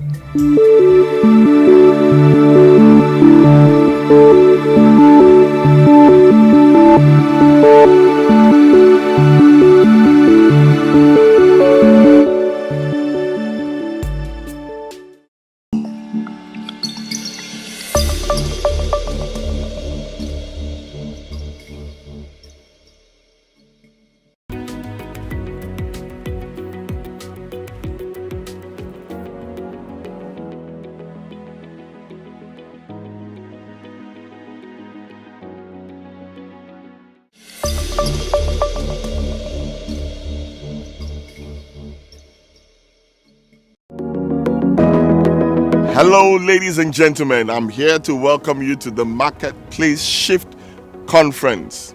Why are we having this conference? Because the question I want to ask you is, after you survive this pandemic, will you succeed in the marketplace? And that's why we've put together a phenomenal artillery of speakers from various walks of life: oil and gas, banking and finance, fintech, people from the United States of America, from the UK, from Africa, the retail industry, manufacturing, telecoms, entrepreneurship. We've put together a phenomenal faculty that will look at the pandemic as we know it now and the challenges that organizations, individuals, and industries are facing, but more so, what will happen post-COVID-19 to your jobs, to your industry, and to the marketplace. I believe it's important for us to arm ourselves with knowledge so that when we have better insights to what the future holds, we can anticipate, prepare, and position ourselves to succeed in the marketplace. Join us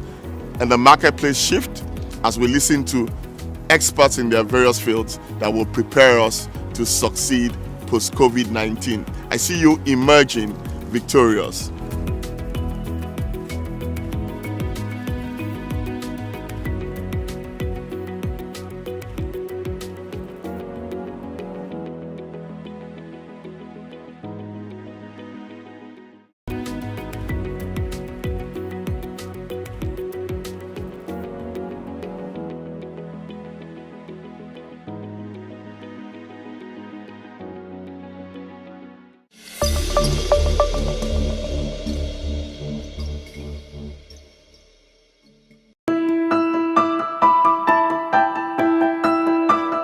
Leke Alder. Leke Alder is the founder and principal of Alder Consulting, Nigeria's leading creative intelligence firm with offices in Lagos and London. He is credited with introducing branding as a discipline to Nigeria and has consulted on policy, politics and business at the highest levels locally and internationally. He has consulted on policy formulation for the federal government of Nigeria, the Federal Ministries of Information and Communication, Education, Foreign Affairs, and Solid Minerals Development, among others. He has also consulted on political strategy and communication campaigns at national and sub-national levels. He has served as a panelist at the annual Africa Business Conferences of Harvard Business School, Wharton Business School, and Kellogg School of Management. He was a speaker at the Financial AD Focus Conference, South Africa, as well as Leadership Forum, Ghana. He was a guest lecturer at the School of Media and Communications, SMC, Pan-African University, now Pan-Atlantic University, and guest speaker at the university's Entrepreneurial Development School, EDS. Leke Alder is a lawyer, polymath, and philanthropist. His photographs and furniture designs have raised millions of naira for 9 orphanages supported by his foundation, Leke Alder Foundation. The foundation has impacted over 120,000 lives. Welcome your keynote speaker, Leke Alder.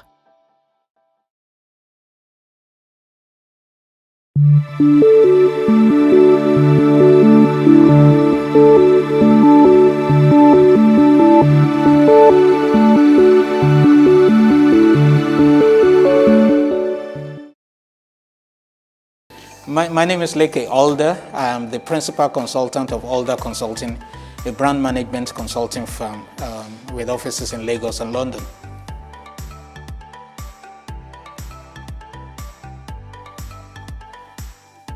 My first reaction to the announcement my first reaction to COVID-19 is the fact that nobody knew what we were dealing with. I mean, death was stalking us in the streets, an invisible enemy. And nobody knew who was a carrier, nobody knew how the thing was spread. There was little information about the thing. And so our first reaction was to call a staff meeting and shut down the company so that we don't endanger the lives of our staff. I think we did that 1 week before government took decisions. The government took decision 1 week after, but we had sent our staff home 1 week before the government decision. The primary thing is the life of our staff.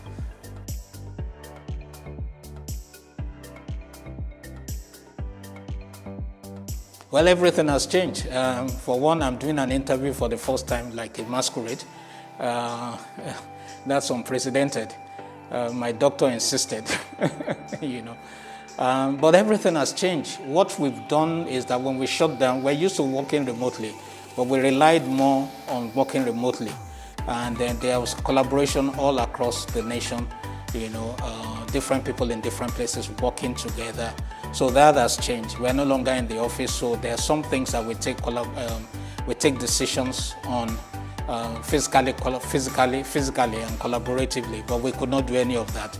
So we all had to adapt and change to a new medium, you know, and see how this works. So that has changed. Our relationship with our clients also changed. What happens is that because the clients know that we're working from home, so calls, there were no closing times again. Calls were coming in at 10 p.m., 11 p.m., and 6 a.m., and you have to attend to your clients because these are critical times, and you have to thank God that they're even calling you.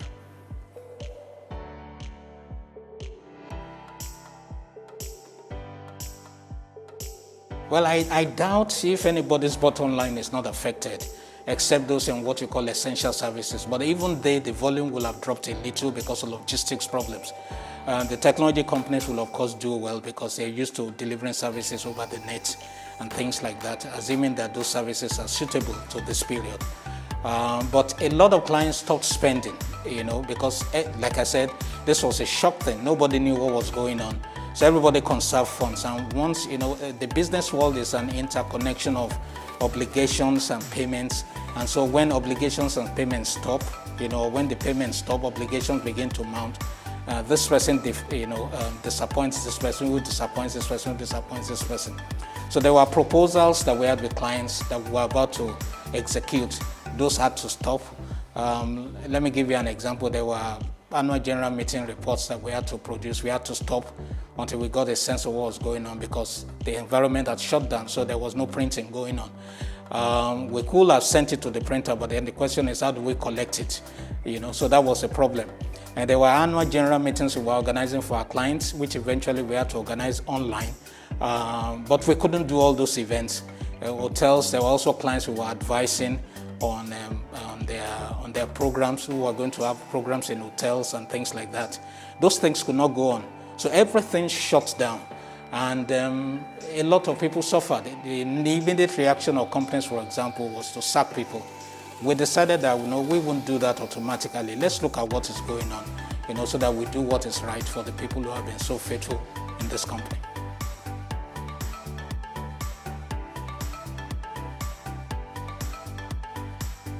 Well, Alder is a very peculiar company. We've been able to manage our human resources not the way a typical organization would manage human resources.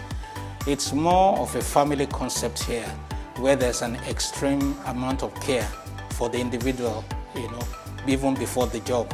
So if someone is sick in the organization, we go extra lengths and take extra care to take care of the person. But the big thing about Alder has always been a big vision. The belief that what we are doing is bigger than what we are, and people buy into that. And when you have people who buy into a large vision, then there's loyalty and there's faithfulness. And it's not about one person, even though I head the organization, there's an executive committee actually. But it's not about one person, it's about everybody. And that collective approach has helped us in managing human resources. The kind of company we have is a fact, means that we have different kinds of talents with different temperaments and things like that. So when you are managing extreme talents, designers, strategists, researchers, event managers, media people, all sorts of departments, technology people in the company, you have to be able to manage all those people and manage different generations of staff, because that's another thing that we have in the company. There's a younger generation, and then there's an older generation. The average staff at the senior level in Alder Consulting has worked here for about 18 to 20 years. So we had a longevity advantage, and we're used to each other. We literally grew up together. I mean, if you subtract about 20 years from my age, you can imagine how old I was when we started the company.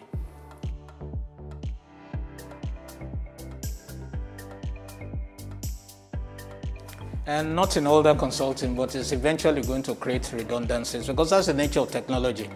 My background is legal profession. I read law, even though I work as a brand management consultant. But there was a time that there were people that you called typists. You don't have those again. And then there was a time that there were people that you call secretaries. You don't have those again. The advent of the personal computer rendered that useless. But don't forget that as technology is rendering some people redundant, it's also creating new jobs. So for example, we now have social media managers in our field, and those were things that didn't exist before. So technology will always render people redundant, and technology is not always about efficiency really. It's not always efficient using technology. There are instances in which technology does not bring efficiency if it's not well integrated and well managed, and if the interface is not easy to use, and there are problems and challenges that go with it. If there are downtimes, if there is low internet connectivity, all those kinds of things have their issues. Technology has its issues. But generally, technology is something that one should embrace and take into an organization.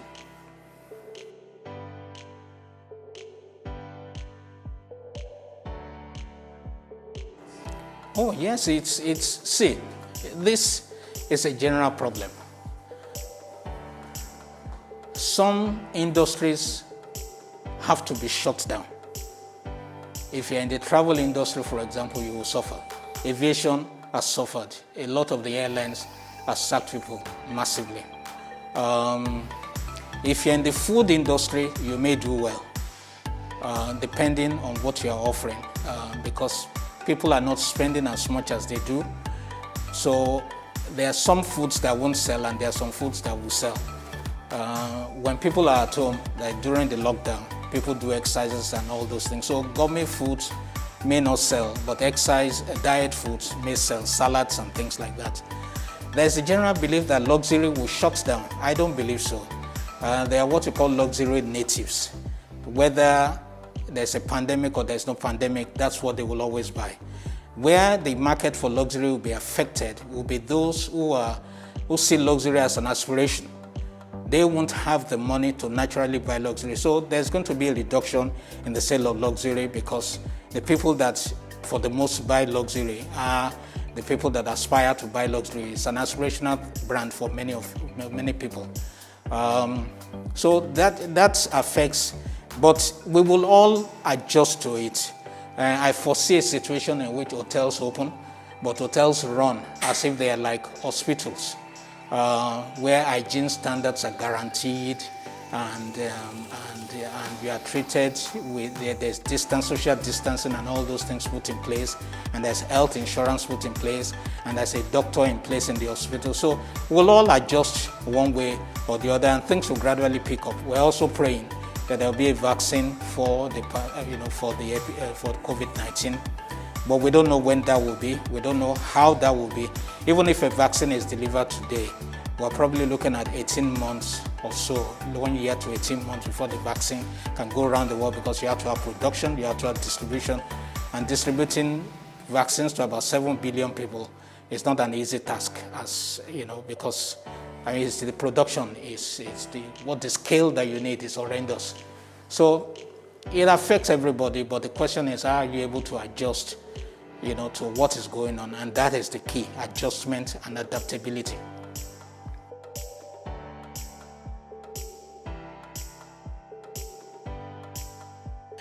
Perhaps the biggest business management lesson is common sense. It's not something that consultants, what's the word that consultants use? As consultants, we use words like strategy. We don't use words like common sense. But what you need the most at this time is clarity of thinking, because you can't panic. If you panic, you're not going to achieve anything. You're not going to think right. And you're going to, because you're under siege psychologically, you're going to take wrong decisions. So common sense is the first thing, and then clarity of thinking. But the most important thing is adaptability. Your company has to be able to adapt. Yes, income may be dented for some time, as the world adjusts, and it depends. A lot depends on the stimulation, the stimulus packages of different governments. Because you have to stimulate the economy and get it going again. And getting something that has shut down going again can be difficult if you talk to anybody who has worked in a factory or runs a manufacturing setup. So the engine has to be cranked up and everything. Initially, there will be losses. Salaries may not be paid as before, or it may not be paid in the same quantum as before. But we will all adjust, because there has to, as a businessman, you have to have hope, and you have to have faith, and you have to just keep going. You have to just keep going, because the life of an entrepreneur is bound up in his enterprise. So you can't give up on your business, because that means giving up on your life. You don't do that. So you just have to keep going, and you have to start thinking and start thinking and start thinking. And creativity is most important at this time. You have to know how to be creative and how to create new products and services and change the thrust of your organization, because sometimes it's not so much new products and services, but the change of thrust of the organization. So you may be offering 5 things, but one was relegated or was number 5. That number 5 may be what is now relevant, what is relevant in this period. You have to change that thrust and bring that to the fore while demarketing the others, so that you are relevant to your clients and to the markets.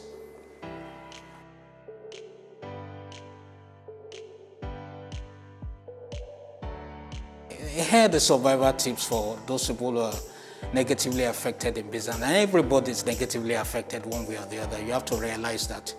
And in other words, COVID-19 is an equalizer, because it's an equal opportunity infector. It has afflicted kings and queens and politicians and stars and sports personalities. So it's an equal opportunity infector. It's also attacked economies. Some economies will do better than others. Third world economies, of course, will struggle a bit more than the first world economies, but even everybody is affected. But the first thing in this COVID-19 thing is your psychological state of mind. If you don't sort out your psychology, you are going to panic, you are going to be afraid, and you're not going to come up with the right decisions and do the right things. If you run an organization, the second thing that you have to do is to call your organization together, have a meeting by Zoom or any other app that you have because of social distancing, and lay it out to the staff and let everybody know what is going on. Tell the truth. This is not the time to be a big man or anything or any of those things. And let the client, the staff, come up with ideas. Let it be an idea generating session and all those things. But of course, you take the decision that is right for the organization and all those. And if you are going to lay off staff, please do it in a humane manner. Don't treat people badly, because it's bad enough that they are going through this crisis. It becomes worse when they are treated badly, as if they are not useful to the organization, or that they are parasites or something. After you've done all that, then you sit down and ask yourself, what are the realities that you are dealing with? I'm talking the survival tips now. So these are the realities you are dealing with. Spending has gone down. Certain commodities will not be bought. Certain services will not be bought. You may need to be working remotely. Under lockdown, you had contactless business administration. After lockdown, in what is effectively now what we call the COVID era in business management, in this it's contactless. That is, there's less contact. The first one was contactless. This one is contactless. So that is going on. So you sit down, and it may take about a week to come up with ideas on what to do and all those things. But when you get those ideas, share it with everybody and let everybody buy into it and let everybody find out where they can key into the situation. Now, after you've done that, the next thing is execution, and execution is king. You have to execute, execute, execute. So set your strategic objectives. Find out what you need to do, put dates and times and who is responsible, and then have a review system. There has to be a feedback mechanism that tells you whether you are succeeding or whether you are failing. So you do all those things and then you keep on having review. Of course, I expect organizations by now to have a strategic review of their mission, their vision, their corporate values, and their culture and all those things, because everything has changed. The market has changed whether you like it or not. Consumer values are changing. Consumer behavior is changing. Consumer psychology is changing. You have to also know the right price point for the offerings that you're offering. You have to know the right price point. If it's too high, you're not going to get enough customers. If it's too low, then it may not be appreciated and it may be at below your cost. So you do all these things. Now, that is for those who run organizations or businesses and all those things. But if you are one of those that have been laid off, that's another thing entirely. Again, it starts with your psychology. First of all, acknowledge the reality of what you are dealing with. Then look at the consequences and then begin to ask yourself, what can you do? Who can you collaborate with? What ideas do you have? What do people need? What can you offer? What can you sell? You have to look at not yourself, because that's a mistake of feeling sorry for yourself. You don't feel sorry for yourself in this kind of situation. You look at what do people need, what will people need, and then you ask yourself, how can I bring all those things to bear? How can I offer those things? That is the way to go with this thing. This is not the time to feel sorry for yourself. And if you're in leadership, it's important that you inspire the people around you. The job of a leader is to inspire and motivate and be fearless in front of the people, and then you go and cry in your corner and try and figure out how to do all the things that you need to do. But you can't spread fear, because everybody is looking at you and they are drawing inspiration from you. And if you spread fear into your organization, then everything scatters and there's no faith left in the organization.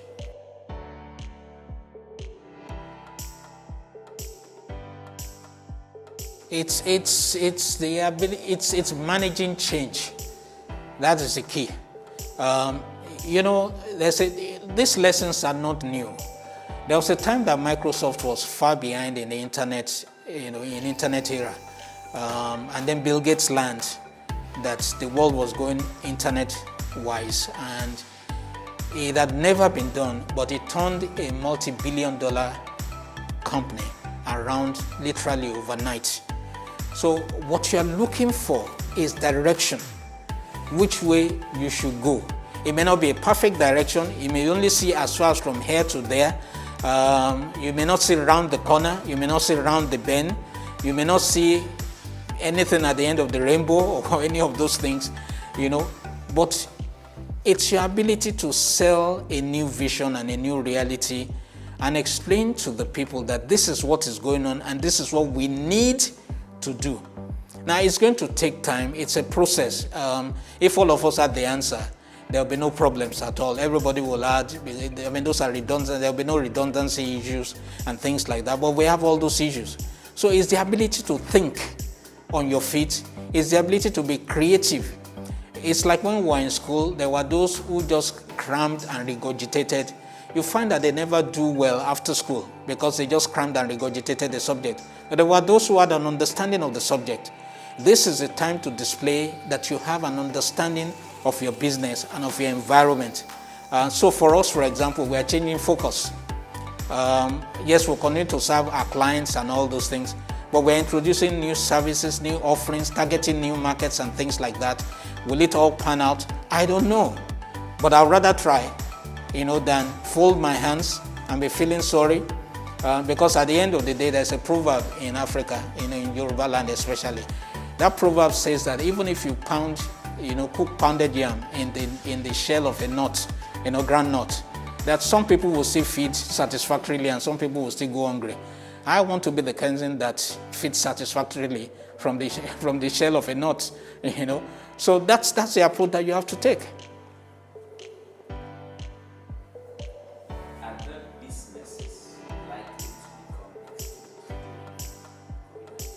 Oh, every business is vulnerable in COVID-19. The question you need to ask is, are there industries that will collapse during COVID-19? Yes, there will be. Not industries, there will be companies that will collapse. Some industries will suffer, but like I said, look at Dubai. Brilliant strategy. They rely on tourism, and because they have a turnkey project approach to the question of tourism. So they control travel, they control hotels, they control so many things in the value chain. Immediately this happened, they shifted to cargo. They stopped the planes, the passenger planes, they shifted to cargo because there's a need to fly medicine and all sorts of things around the world. And there were very few people that could put it together so fast. They put it together. It's the same approach. You will only go down if you don't have something to offer. And you have to think of that thing that you have to offer. That is the key. I keep on saying this thing. As a leader, you feel sorry for yourself, you are afraid, you do all those things, and that is legitimate. You can't do that. You can cry in your bedroom and all those things. But when you have done all that, then take your sheet of paper and sit down and put on your thinking cap and just think and think and think and meditate and think of what to do, what direction to go, what direction to give the staff and things like that. When you do that, that is leadership. Now, does it mean that everybody will get the kind of salary that they are used to and everything? Of course not, because there's not enough money going around. My mother called me this morning and she said, there's no money outside. She said it in Yoruba language. So she was saying, an uncle had just died and she was telling me to be careful about the amount of donation that I have to make towards the funeral expenses. And she was telling, this is an old woman, she's almost 80, and she's telling me that there's no money outside. So even she understands the reality of what's going on. A businessman needs to understand that. So there's not enough money outside. It won't go around everybody, but you want to be one of those who have access to whatever is going around. That is the key.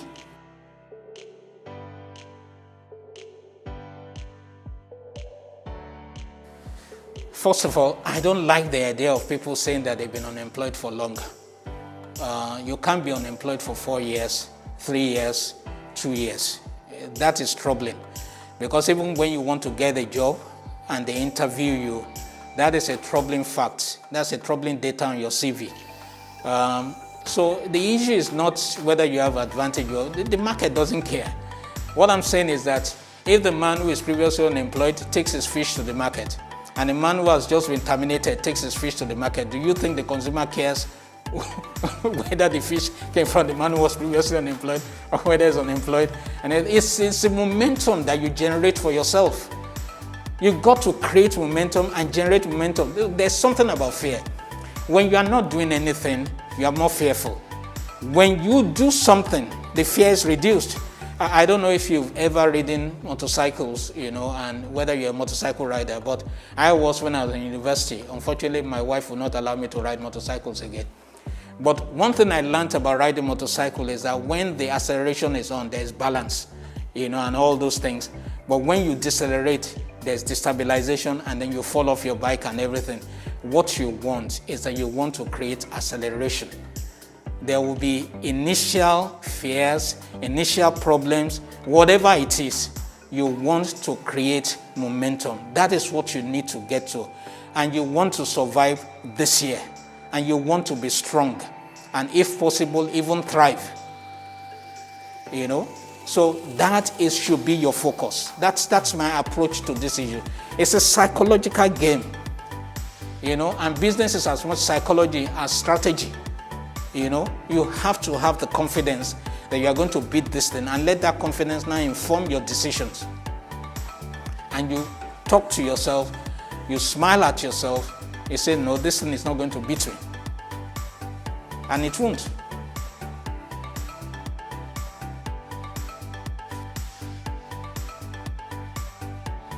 See, this is the mistake third world economies make. You hear this thing about creating jobs. So one of the biggest mistakes government makes is that they create jobs. It's not the job of government to be creating jobs, except the jobs that government needs to function. Because when government creates jobs by just unilaterally employing people, you have too many people that are chasing too few jobs.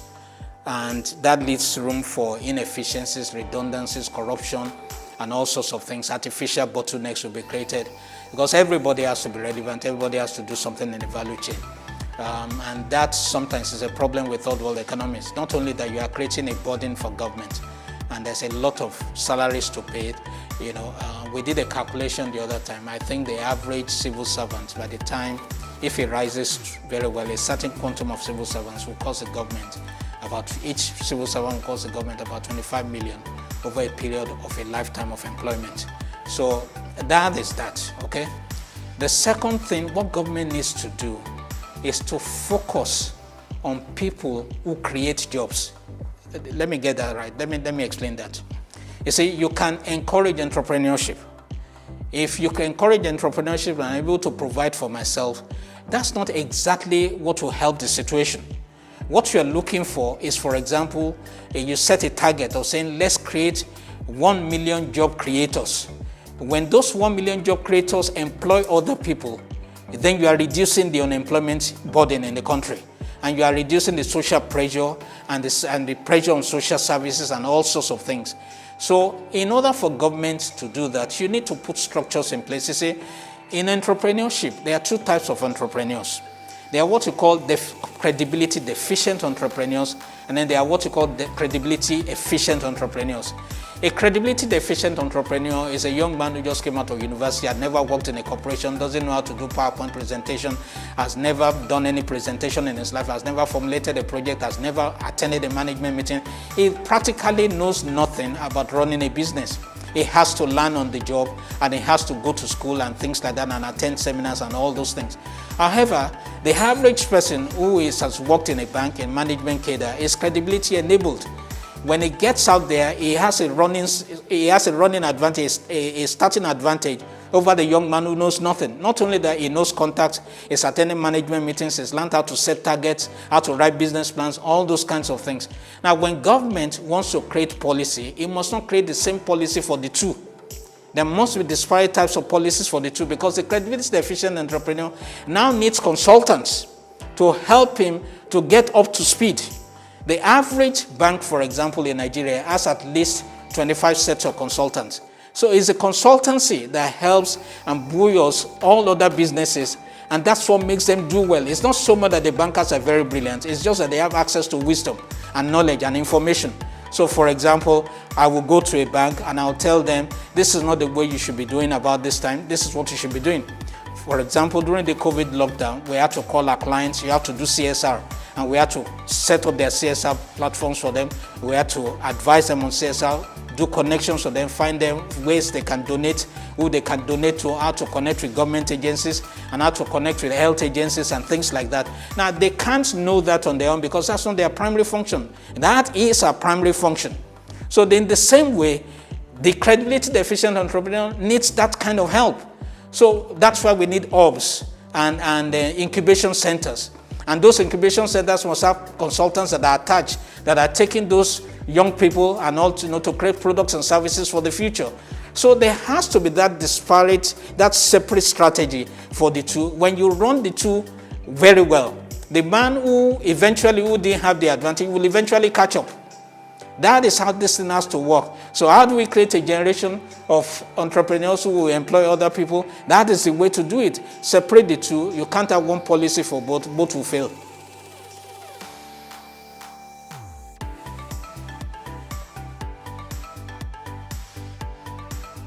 Of course, as a young entrepreneur, you're always on the verge of giving up, but if you've run a business, say, for 5 years, well, you have to keep going because it is same you that survived for 5 years. So you see, giving up is the easiest thing to do.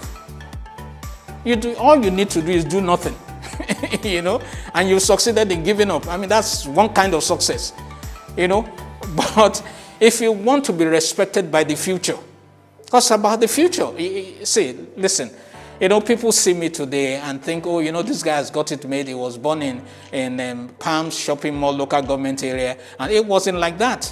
This company that you are seeing started with less than 10 cents, and we built up. Were there discouragements? Yes. Were there challenges? Yes. Were there network issues? Yes. Were there capital issues? Yes. Were there HR issues? Yes. But those are normal things that an average entrepreneur goes through. And you're going to find that as you scale up, the problems even multiply. Every year, for example, you have to increase salary, whether you like it or not. Because as the people stay longer, their needs are more. They're getting married, and they're getting older and everything, so their needs are more. And so you need to earn more. So that puts pressure on you. So do you give up and you don't give up. Even if you want to give up, you don't give up.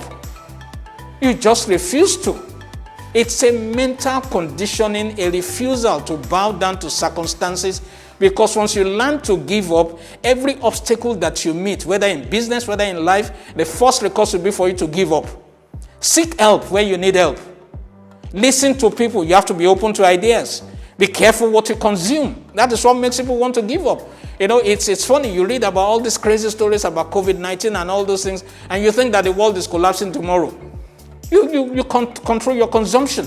You don't consume fear and hope to generate faith. It's not possible. You don't consume hopelessness and hope to generate hope. It's not possible.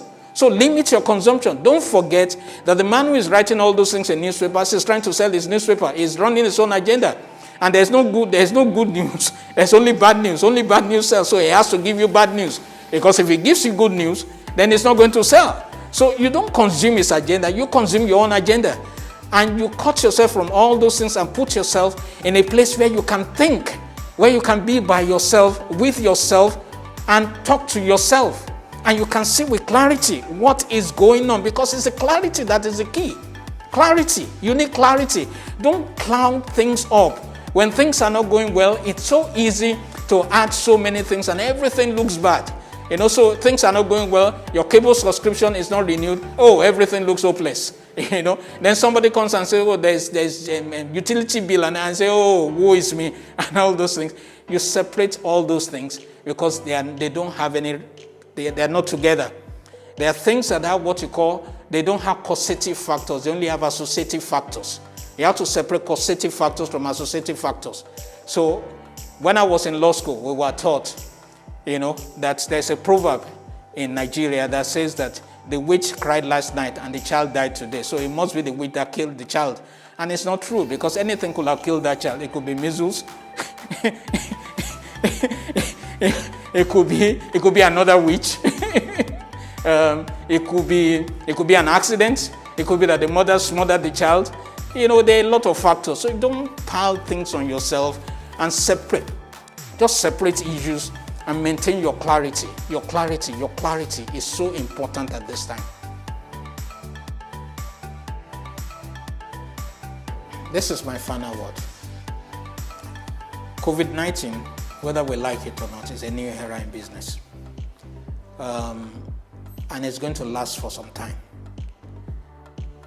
Best case scenario, it will last 6 months. Favorable case scenario, maybe 12 months, maybe 18 months. We don't know. I'm reading the science, and there's a belief that we all have to develop immunity against this virus. How that is going to be accomplished, we leave that to the scientists. But at the local level, because pain is at the local level, we can all suffer together, but everybody suffers individual pain. And so at the local level, you have to sit down and consider a lot of things. You have to consider the future rather than look at the past. Now, when you are in this kind of era, when you're in this kind of period, and you hear consultants like me, you see the mistakes you have made. Even though the consultants themselves have made the same mistakes. That is the nature of knowledge. It's supposed to show us where we're missing it and help us get back on track. Now, there are things that, of course, you should have done 5 years ago. There are savings you should have made maybe 1 year ago. There are things you shouldn't have embarked on 6 months ago. There will always be those kinds of things. This is not the time for self-recrimination. Yes, those mistakes have been made, but what do you do now? What is the reality?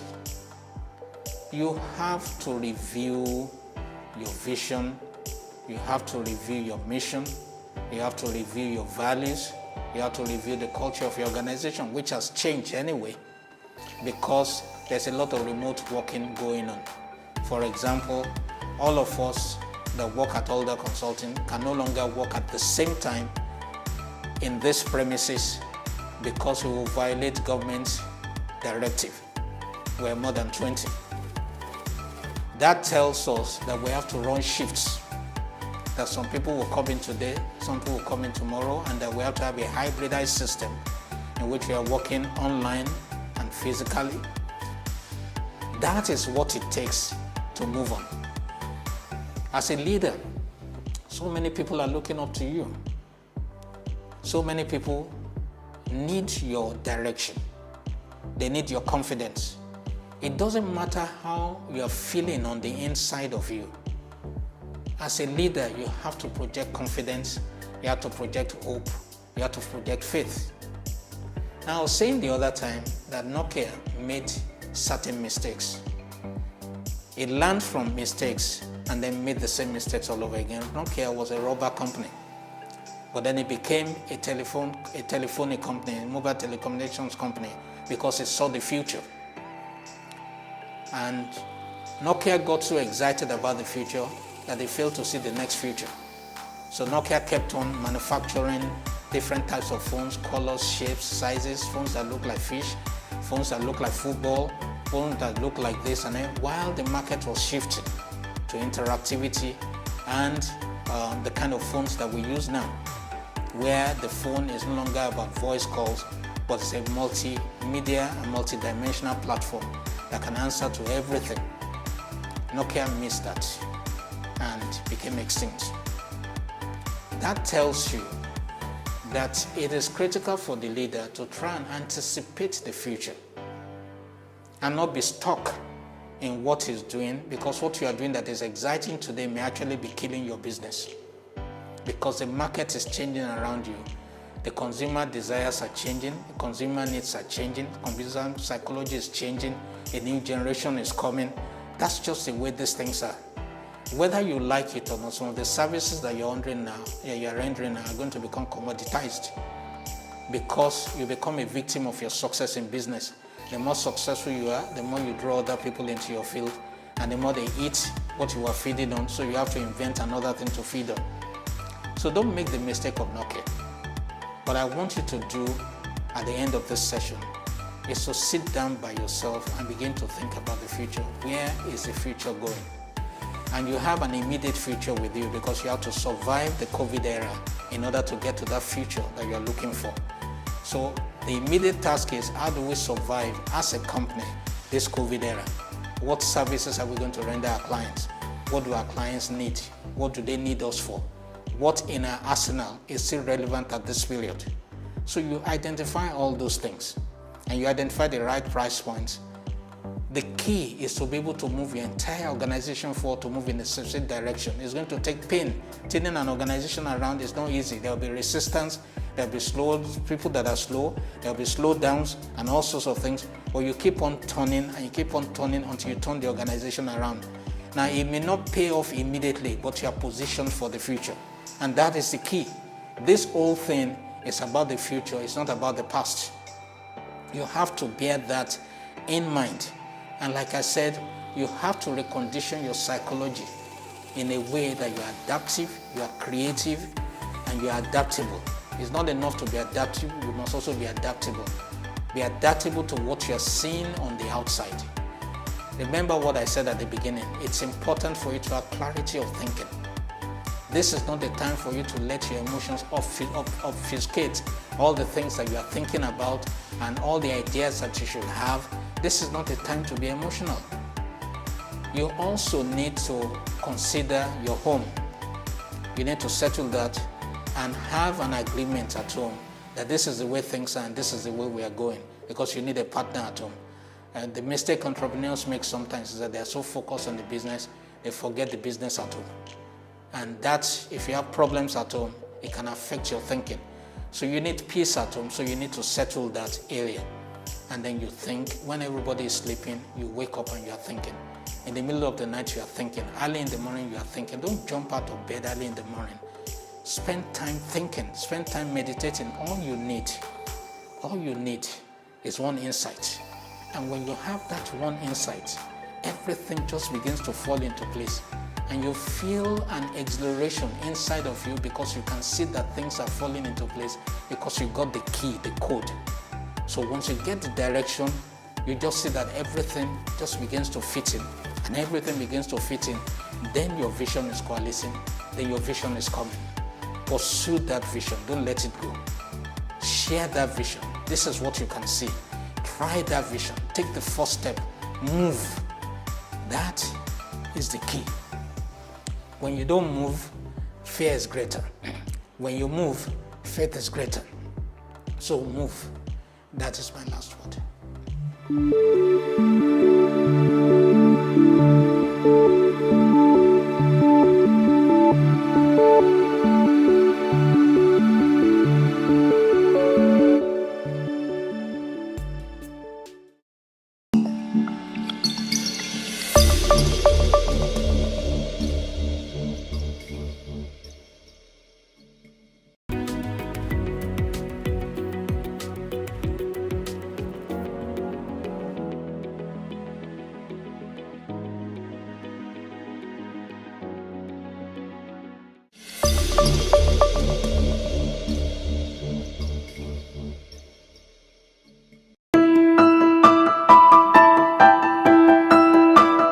Dr. Shola Fola Alar-Day.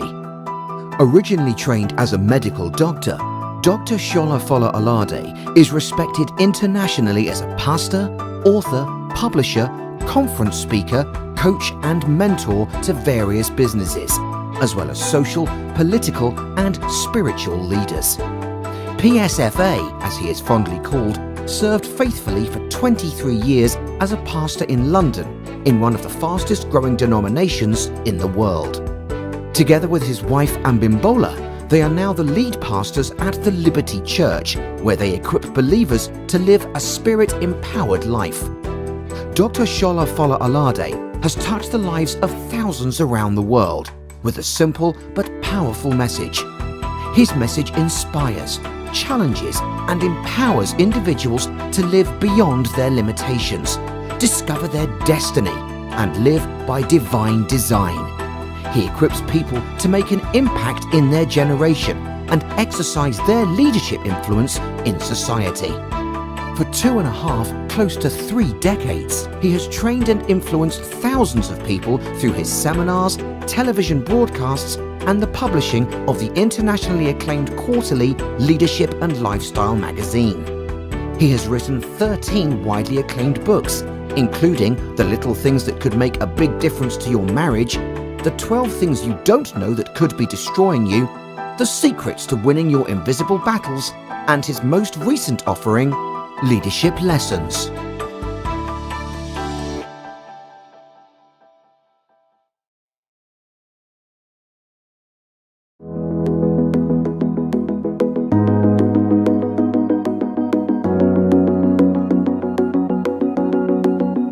Hello viewers and welcome to the Marketplace Shift Conference.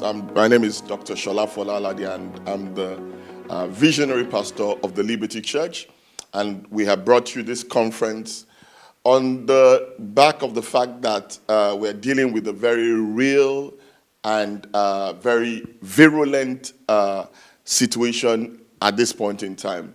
Unprecedented times, like people say.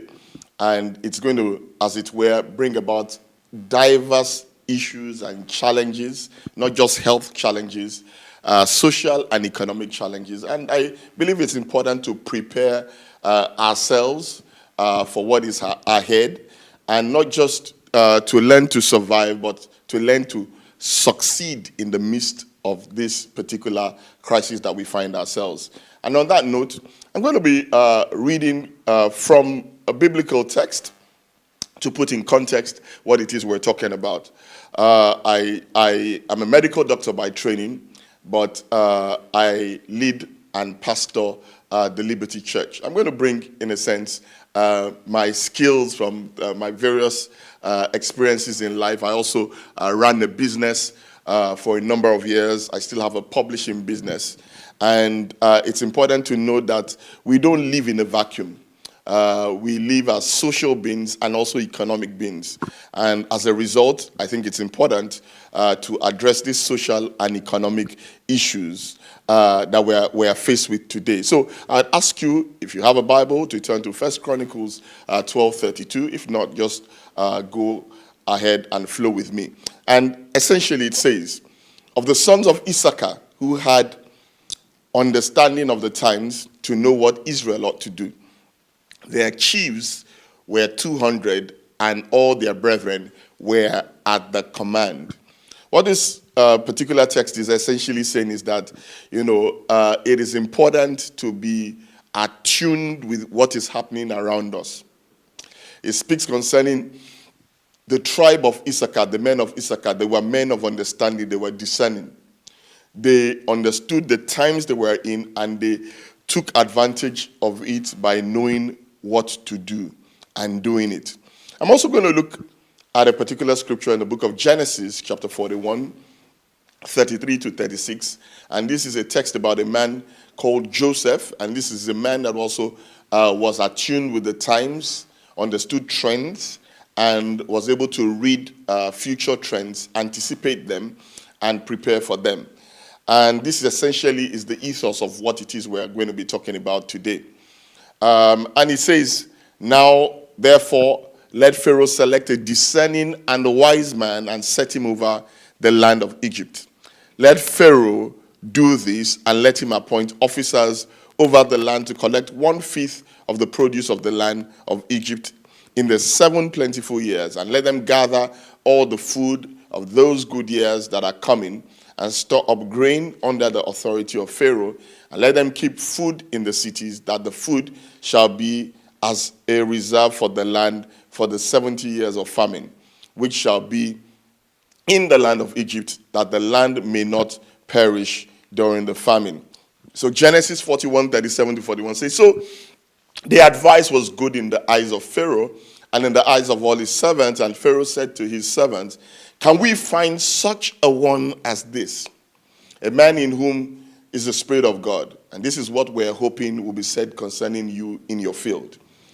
Then Pharaoh said to Joseph, inasmuch as God has shown you all this, there is no one as discerning as wise as you. You shall be over my house, and all my people shall be ruled according to your word. I am praying that it shall be said concerning you that there's none as discerning and wise as you in your industry or in your organization, and then you'll be set over all.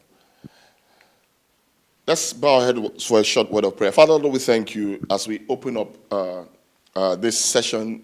It is my prayer that you will enlighten us and give us direction for the coming weeks to months so that we can navigate it and not just survive, but succeed at it. God bless you all, and welcome once again to the Marketplace Shift. And we're talking about succeeding at work after surviving the pandemic. And the reason why we're talking about succeeding at work after surviving the pandemic is because I am praying that you will not have to worry about surviving the pandemic, because you will. And so let us look at how we can navigate succeeding after the pandemic, because it is clear that the pandemic could last, they say, for up to 18 months to 2 years, because The experts in the medical field said that it may take up to 18 months to 2 years to come up with a viable vaccine. And before then, there are going to be various degrees of lockdown and social distancing measures. And the truth of the matter is that we may not be able to return to what we knew as normal until as much as 2 years. And we know what has happened to the economy so far in the last 2 months to 2.5 months. Not to talk of what will happen in the next few months to come. Many are afraid that they will lose their jobs. Many have already lost their jobs. And if you look at what's happening in the various parts of the world today, no country is exempt. Even the big nations of the world actually seem to be suffering even more than others. Individuals and organizations had plans for the year 2020, but things have changed significantly because of this massive disruption. I think one can say that the future of work has shifted. Not only is there a global shift, but there is a marketplace shift. The market has shifted. Many industries have shifted. Many jobs or work as we know it has shifted. I say that the future has been brought forward. Only a few months ago, January, I believe it was the 13th of January to be precise, I conducted a goal-setting seminar where we were planning the next 20 years and looking at preparing for the future and planning, this particular year, 2020. And I went as far as looking at various industries over the time, comparing how at the beginning of the century, when we hit 2000, I said that, people were planning and in a sense, plotting and envisaging what the new century will bring. And I said, 2020, if you think about it, in comparison with 2000, is only 20 years ago. And I said to them that 2040 can quickly creep upon us. And I remember at the time, some many years ago, you had to walk into a bank to cash money or to pay money. Now you don't have to. There are ATMs and all of that. So things have shifted. And I went as far as saying that even churches will, in 20 years' time, may experience a major shift. And I said, and it was just speculative. And I said that, look, in 20 years' time, people may not have to go to church. That we may have to take church to people digitally. Little did I know that 20 years was going to be fast-forwarded in 2 months. Here we are today. And so what does that mean? In my own simple conclusion, I would say the future has been accelerated. The future has been accelerated, which means that the future has been fast-forwarded. It's almost like as though somebody pressed the fast-forward button to bring 20 years in today. The future is right here and now with us. But there's something about crisis. You see, what is usually confusing in good times usually becomes clearer in crisis times. Where you were concerned about things and things were vague, you were not clear about what was important to you. When crisis hits, what happens is that it reduces us all to the barest essentials about what is important. Okay? That, listen to this, family is important. Things like just basic health is important. And those other extraneous other things that we were pursuing are not as important. And the other thing that crisis does is that it brings a major disruption. And there are certain things that come with disruption. With disruption, you would face challenges. And some of the challenges that we have experienced so far, when we look at the economy and society as a whole, there have been many failing industries. Some these industries will be wiped off, as it were. Some particular jobs have been cleared out of the way. I'll give a few, for example. For example, the travel industry has been grossly shaken, massively. I was just driving on my way here today, and I went past the city airport, and it was as quiet as the graveyard. No plane taking off, no plane landing. And, we've never seen this before. Airports are usually buzzing and busy. And, airlines have shut down. They've had to let go of a lot of their staff. Hotels are vacant. Yeah?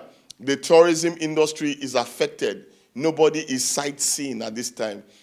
The leisure industry is greatly affected. Restaurants, pubs, and those kind of places where there's socializing, drinking, and feasting. All of that has been greatly affected. Strangely, the oil and gas industry, apart from the pandemic, has had a massive blow, and I will show you some things later on that how greatly it has been dented, and for a number of reasons. Because right now most people are home, and when you are home, you're not driving your cars, so you're not using your fuel, and then also planes, aviation fuel is not being used, so the prices of oil has plummeted. And then we also have real estate. Nobody is buying homes now. Everybody's sitting at home. Nobody is going out there to buy homes. So the real estate industry is affected. And guess what? Fashion too. There's nowhere to wear your nice clothes to. So even though many fashion and retail outlets are now having their prices because nobody is walking into stores anymore. And so when we talk about air travel in the United Kingdom, it was said that last week, compared to the week before, air travel has come down by 93%. 93%. Wow. Which means for every 10 times that there was a flight last month or 2 months ago, it's been reduced to just one flight. And those flights are mainly cargo flights or charter flights. British Airways is making 12,000 people redundant. That is 1 out of every 4 employees is being let go of. Boeing in America says they will cut 16,000 jobs. 16,000 jobs. In Nigeria, Arik Air, I heard, got rid of 95% of their staff because nobody is traveling internationally and hardly locally. I mean, I hear that many financial institutions here in the UK and in the US and other major cities of the world are letting staff go. I heard that possibly that Goldman Sachs said they will get rid of half of their staff.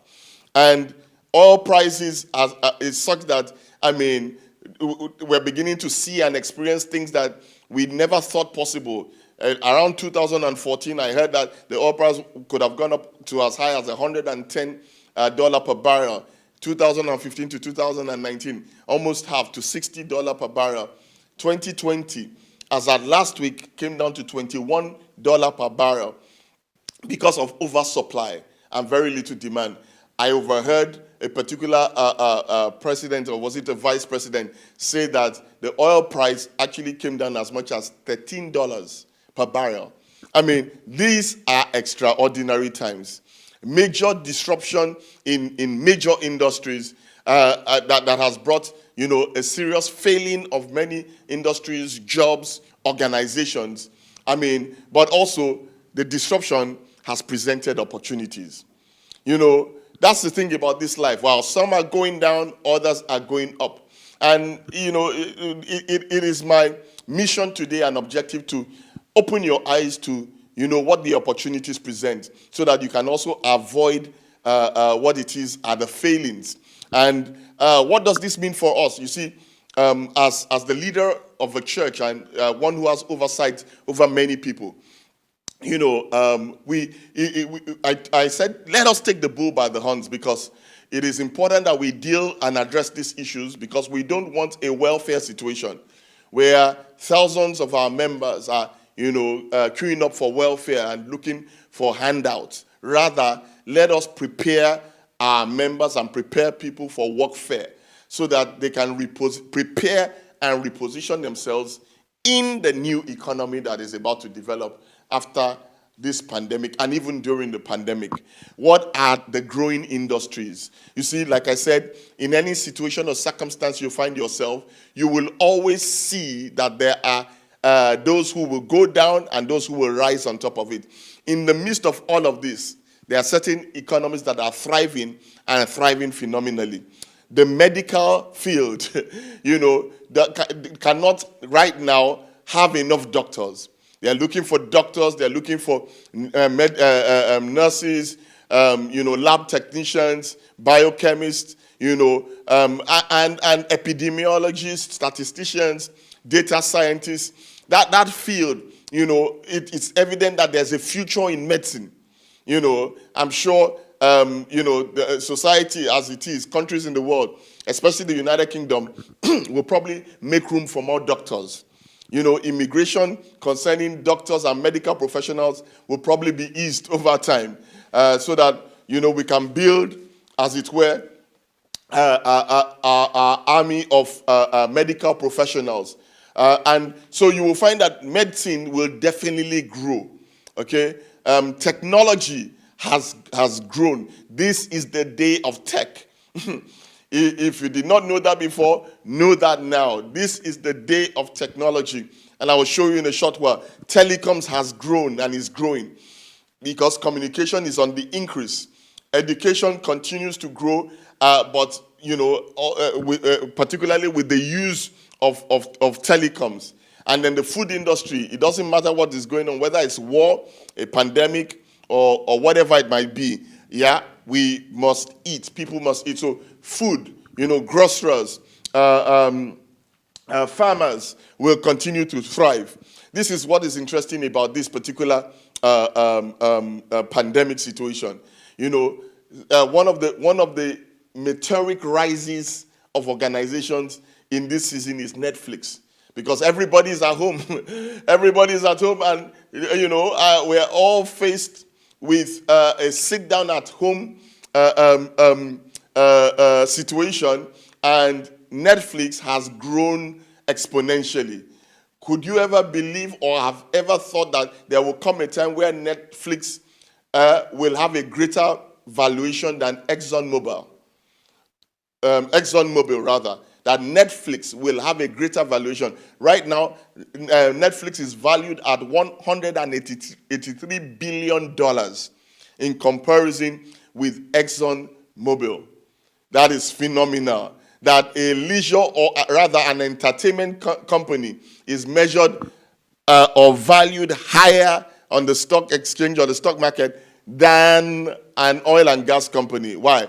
Because of the various things that are happening within the oil and gas industry. Zoom, while other organizations are shutting down, Zoom is going up. They have increased their revenue and patronage by 400%. 400%. Everybody is on Zoom, not just churches. Governments use Zoom for meeting. Organizations use Zoom for meeting. Some educational institutions use Zoom for meeting. Microsoft Teams is on the increase. The bigger organizations, governments, and educational facilities are using. My two sons are at home at university. One is doing his final year exams right now. Both of them use Microsoft Teams for their tutoring and their supervision and their lectures. Tutoring online is the future from what we're seeing. Even sixth form programs, eyes are open to interactive classes now. Now, what you're going to find in the next few years after the situation is that some people will not actually need to travel abroad for a master's anymore. Online courses will be on the increase. And, what am I trying to say? As we navigate this particular peculiar situation, it's important to note that what will this particular situation, what will it present us? And how will our work change? And you as a business person or a career professional, how can you reposition yourself? How can you prepare so that you can take advantage of the crest? Why? Because the likes of Zoom in this period are bringing, they are literally laughing all the way to the bank. How can you prepare and position yourself with a company or your consultancy so that you can be at the advantageous point where you are leveraging on the opportunities? Okay, so you'll find that disruption and innovation are the order of the day today. You have to be innovative. My son was telling me, that there's been an increase in the sale of home gyms. Why? Because nobody is going to general gyms anymore. You can't because of social distancing. So those people who are very interested in keeping fit are buying home gym equipment. And it says you can't even buy them online, that the prices have skyrocketed because everybody is building a gym at home. I have a Peloton bike, but Peloton, is a spin bike that is interactive. And that has gone on the increase because people are now exercising at home. What are the industries that will grow in the future? What are the opportunities and growth areas in the post-COVID economy? I can tell you this, for free. Financial services will always remain strong, but there has to be a shift or a change in the way financial services will serve people if they are going to remain, as it were, viable. Because people will have to spend money, and they will have to, as it were, bank money and make money and invest money regardless of the situation. So financial services will always be here, but the way they do business might have to change. And so this is what I will say to you. In this season, the watchword is innovate or die. Innovate or die. And if innovation occurs in the time of disruptive change, then stagnation will happen to those who don't embrace it. If innovation occurs in the time of disruptive change, which means at this time everybody has had to innovate. We at the Liberty Church had to innovate quickly, and to change and shift our approach. From one day you are speaking, to a live audience in 5 different services, in 2 different locations, to, hey, now I'm speaking from one point and it's beaming into various homes. It's interesting. You have to change your approach. Innovate or die. John Maxwell said this, not he himself, but he said his mentor said this to him. When opportunity comes, it is usually too late to prepare. I want you to take note of that. When opportunity comes, it is usually what? Too late to prepare. And they say success happens when preparation meets opportunity, which means opportunities never announce that they are coming. They usually spring up on you. And what are we to do? We need to prepare in advance for the opportunities. But I believe that this lockdown period presents you with an unusual scenario where you can begin to sit down and think and prepare and begin to speculate and anticipate and say, what will the new marketplace be like? And where should I prepare myself for and position myself for best leverage? Okay? I want to say again that the future is here.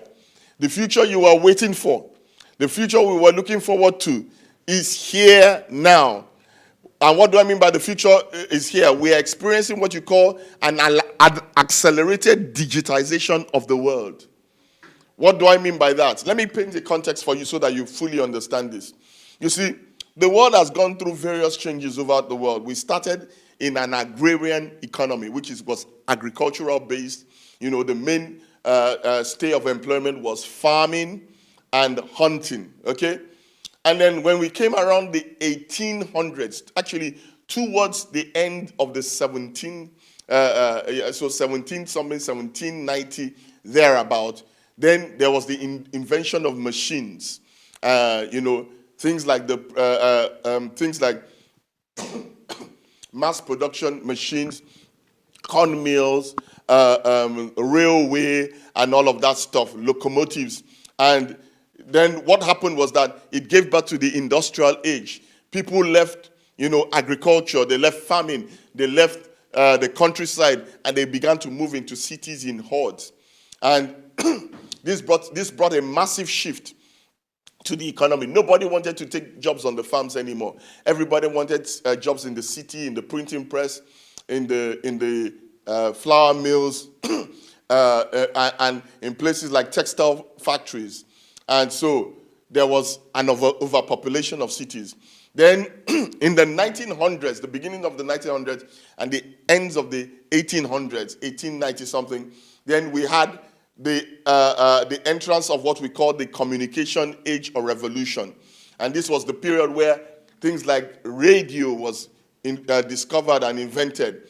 Television was invented. The phone was invented. This improved communication to a massive degree. You could watch somebody broadcasting right from your home, listen to people broadcasting from across the world, and speak to people on the phone from miles, thousands of miles away. And that was the 1900s. But you know what? We have come into what you call the digital age or the digital revolution, which actually started at the end of the 1990s. Okay? I remember I came onto the internet in the 1998.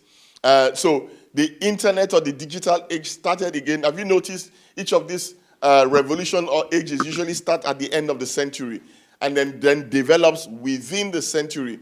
Now, in 2020, we have come to, in a sense, a massive acceleration of the entry of the digital age, where, most of the world was, partly analog and, just ordinary living and face-to-face. What this pandemic has done for us is that it's accelerated the digital age. And what does that mean for us? All of this is not just information for information's sake. It's important to help you note and understand that we are in the age of digital transformation. This year has forced everybody to go digital. In the church world, from the church of 2, 3, 4, 5 people to the church of 50,000, 100,000, everybody had to go digital because of the pandemic and the lockdown. I'm in touch with people from various parts of the world, in the UK, the US, and Africa. Africa especially, even is still not fully caught up with the industrial age because they are not as developed in terms of machinery and things. But now they are being forced to leapfrog into the digital age. I spoke to somebody who is one of our speakers. She's the chief technology officer of one of the foremost and premier banks in the country of Nigeria, Africa's most populous nation.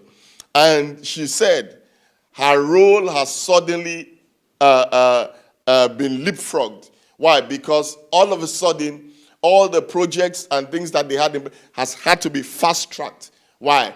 Because of payment methods. Now, people apparently, I guess across the whole world, people are being discouraged to pay with cash. And so there are many things that have had to change. She's going to talk about those things more in her session. And she said any bank that is not able to quickly institute those things, cashless payments and all of those kind of things, and digital transactions, online banking, when it used to be nice and fancy to have them, now in this particular time is a necessity. And so any bank that does not innovate and get into that digital space will lose market share. Yeah, why? Because people have to continue to transact. Governments have had to embrace digital transformation because we see that even our Prime Minister in his daily briefings, hey, it is the news, the media are not there physically. They're all coming by Zoom or other technological means. Churches, I was listening to somebody the other day. He's part of one of the largest churches in Nigeria, and he said something. He said, "Look, that they have lost revenue. Why? Because even though thousands and thousands of people come to that church, because they are not able to meet physically. They've been used to collecting offerings with basket. Now you cannot give offerings by basket in this particular season that we are in." And he kept saying that he'd been telling the people in IT that they needed to, devise means to ensure that people can give digitally. What am I saying to you guys? The future is here. The future is here. I remember at our church, I always used to encourage people that, okay, we have various forms of giving, but, try to digitize your giving, by Ping It or PayPal or something or the other. And then it was a nice option to have. Yeah. But now it is the only option. It is the only option. Everybody has been forced into the digital age. Everybody. Yeah. And listen to this, which makes it very interesting, because Africa, like I said, is still struggling to catch up with the industrial age. But the digital age is upon every one of us. Yeah. Whole industries will be wiped out. You see, when I look at Africa, I look at places like Kenya, I look at places like Senegal. You know, what's going to happen to the nut or the fruit seller on the side of the road? Yeah. So what's going to happen is that they seem like big problems, but they are big opportunities. Because I remember, I'll show you in a short while, that there's a man called Mo Ibrahim. Yeah, he used to work with British Telecom. He resigned his job at British Telecom to set up his own telecoms company. And his colleagues were asking him, why would you do that? He said, there are opportunities in Africa. I said, what do you mean opportunities? He said, there are 900 million people, close to 1 billion people. And then he said, he gave some measly number. I don't know what it was at the time. Maybe less than 30 million people had phones. And what he was saying is that he is going to, innovate and he was going to go and sell phones to the 900 million people. And so what seemed like a problem was actually a massive opportunity. Africa is probably going to be the biggest market that you can have at this time, because there's a lot of room for growth. But not just Africa, everywhere in the world now, because you'll be amazed on what this pandemic has shown us is that many of us are actually behind digitally. Yes, and so it is time for people to upgrade. Universities have had to upgrade digital learning. It used to be an option. Churches have to invest in tech. And you will get to hear later that, concerning banks, but churches, even post-COVID, in the next few weeks, things may, loosen up a bit. But you know what? I don't know that they would open up the churches. And eventually, when they open up the churches, there will have to be social distancing measures.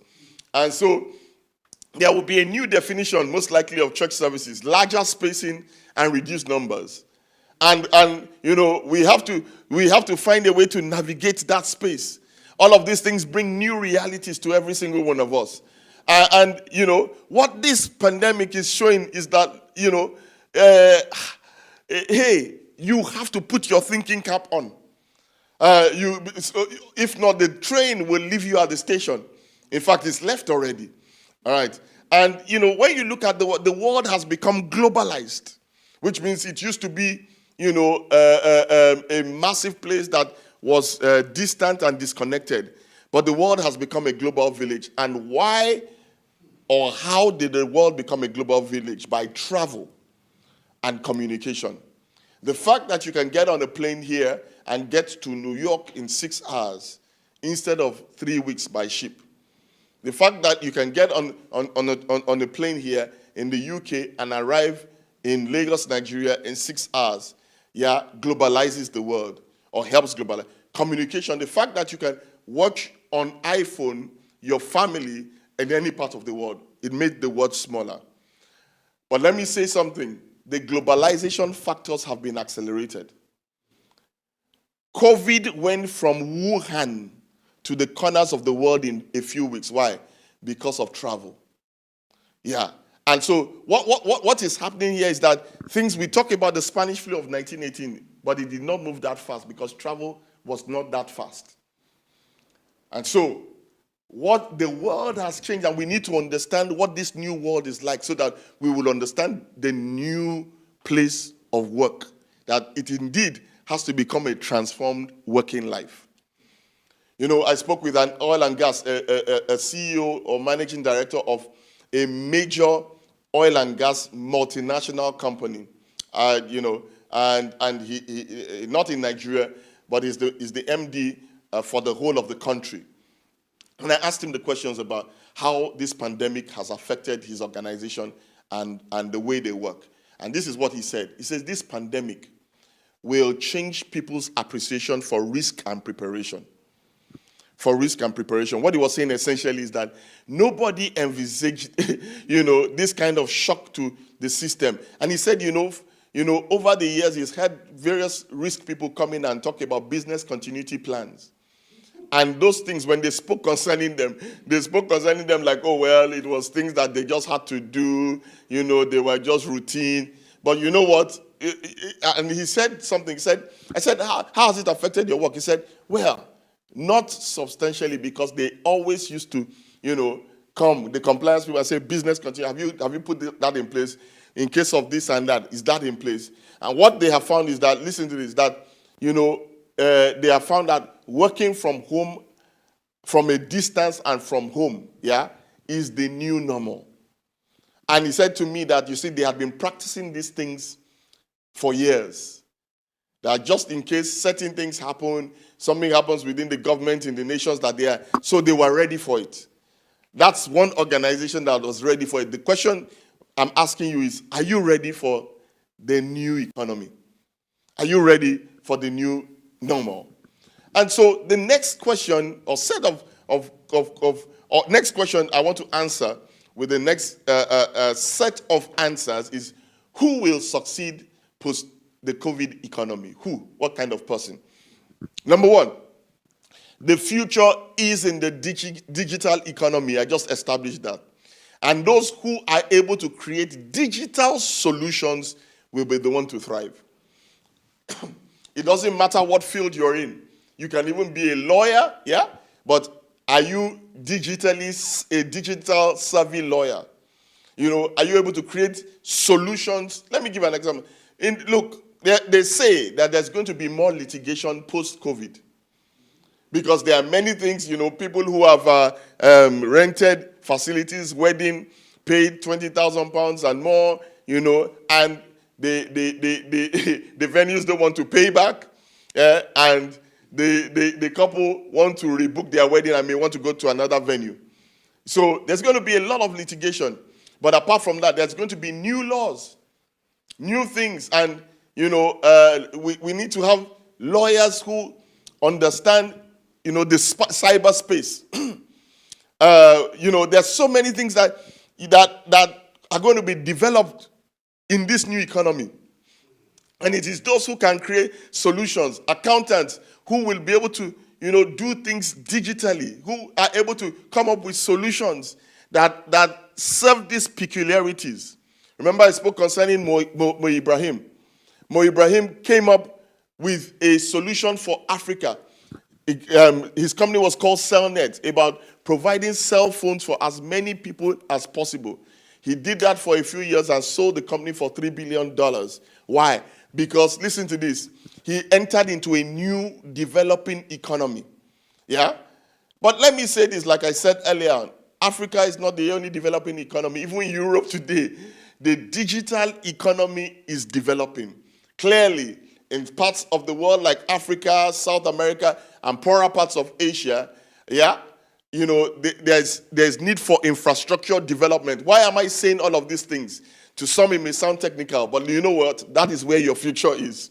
And so, whether you're a doctor, whether you're a lawyer, an accountant, you can't just go and do project management because everybody is doing project management. You can't just do a networking because you have to think. Because listen to this, the new economy is going to shed excess weight. It definitely is going to. And the people who will remain viable and employable are people who understand these things I'm speaking about. So the future is in the digital economy, and those who create digital solutions are the ones that will thrive and survive. 2, those who see the needs quickly and can respond quickly and create relevant businesses and solutions are the ones that will survive and succeed. Yes, there will be an emergence of digital, not just digital businesses, but also logistics businesses. You know what? The future is going to be with those who can develop apps that can solve the problem. My son was, my son is co-founding a company that, that it's like a fintech company. And, I'm going to keep some things on the wraps, but the more important thing is that he said to me, look, people have to devise a way to pay for goods. That man who was selling plantain by the side of the road, the woman who was selling potatoes, that poor lady has to find a way to receive money without taking cash.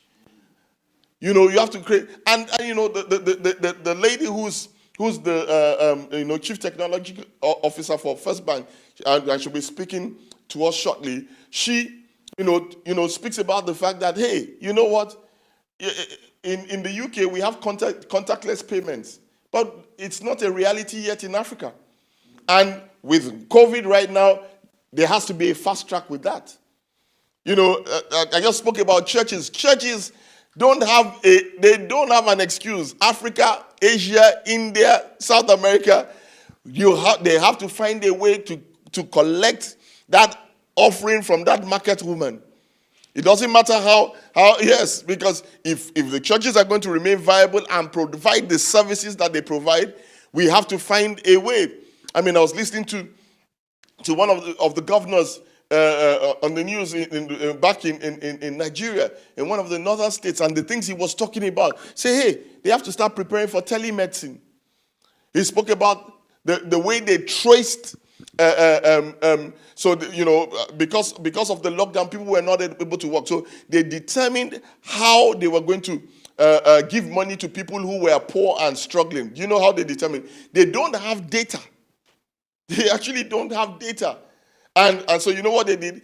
The best they have is people's phone records with mobile phone companies when they register. So what they did is that they said anybody who was in a week or so able to credit their phone with just 200 naira and less. 200 naira is less than 50p. Yeah, for a week, they consider that person poor.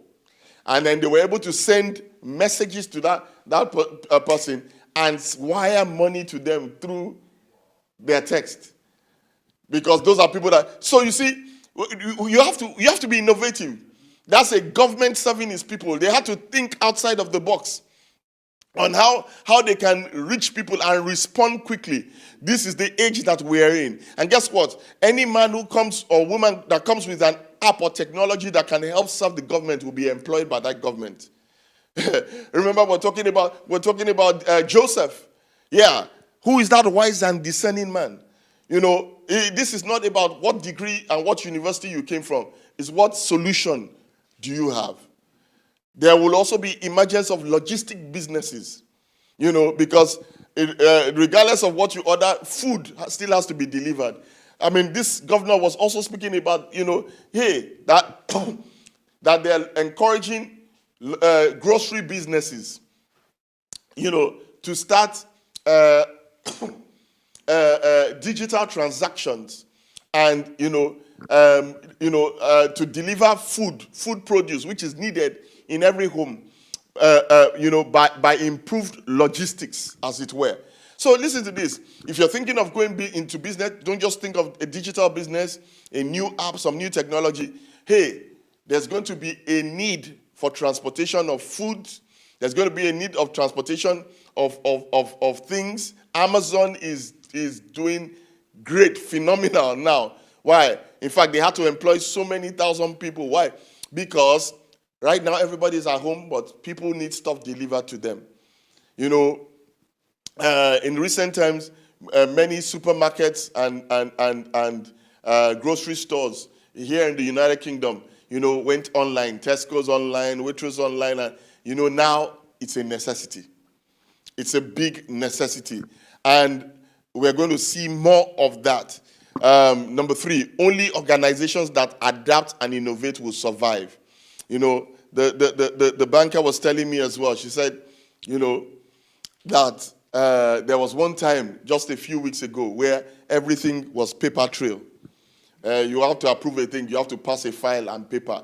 She said there's no paper to pass now, and that now everything has been fast-tracked by digital approval. So they've now seen that there is no need for paper, and all of those red tape matters are going. Contactless payment is now being sought after. Online grocery delivery, logistics. Number 4, e-services are going to be in demand. E-services of all type. And what that means, like I said, lawyers, firms, education, training, everything is e. Yeah? Medicine is e-medicine by Zoom. Yeah, everything is going to be e-services. But you know what that presents? The reason why I'm mentioning this is that, you see, if everybody is going digital, you know what that means? We all need increased bandwidth, Wi-Fi. I mean, just over this pandemic, you would have witnessed most people were bored and they now all went on Instagram Live. I do an Instagram Live session, 7 p.m. every day. One time, it just kept breaking and cutting, and I was wondering when I realized everybody is on at the same time. And so there's going to have to be an increase in bandwidth. There's going to be an improvement of connectivity. The reason why I'm saying all of this, so some of you are saying, well, what does this mean to me? It had better mean something to you. Because everything I have mentioned is a business. Everything I mentioned will need ancillary services. We will need professionals for them. And so when you're going to study law, you had better go and study cyber law and things related to that. Your accounting had better be that way acquainted. And various other things. Whatever you are doing right now, make sure it has a digital element to it. And then there's also going to be a need for data. Because clearly, if we are not having paper anymore, everything is going to be stored online in the iCloud. So there's also a market for digital storage. Yeah, and so cloud technology is going to be big. Listen to this. All these various things I'm talking about are the opportunities that are going to be created in this new economy. Are you looking to go into business? Open your eyes, study these areas, and begin to prepare for it. Only employees who can reskill and respond quickly will survive. People can work remotely now and still work effectively. That's what one lady, a lady who's the head of a media organization was telling me. Said, look, we have discovered that we don't need this many people anymore. Why? Because people don't have to come in and people can work at home. And you know what is going to happen? That means there's going to be a greater requirement for flexi staff than permanent staff. Yeah, because they don't need that many bodies in the building anymore. People will need to upskill themselves to remain relevant. And this brings me to the last part of my message, which is how then. So I just highlighted for you who can survive this new economy. I'm saying how can we succeed in this post-COVID economy? Many years ago, 1998, so that's how many years? 22 years to be precise.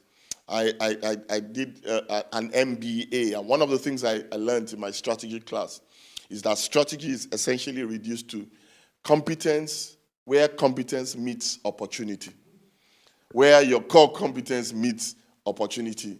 Yeah, that is essentially strategy, which is, what is competence? What are our capabilities as an organization or as an individual? So, for me, my strategy will have to be, what are my competencies? I'm a medical doctor, yeah?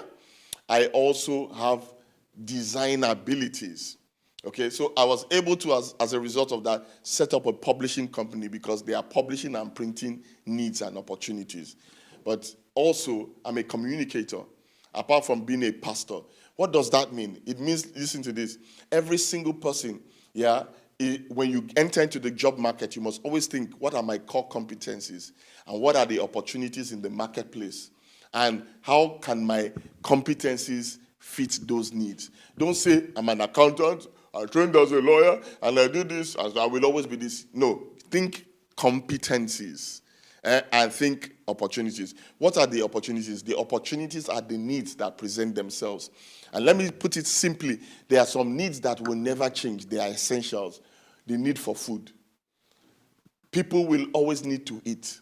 And so, it doesn't matter what you learned in university. If you can get into farming or whatever, there will always be a need for food. There would also be a need for health, like we see. Health, we can see, is a premium, and right now it's going to increase.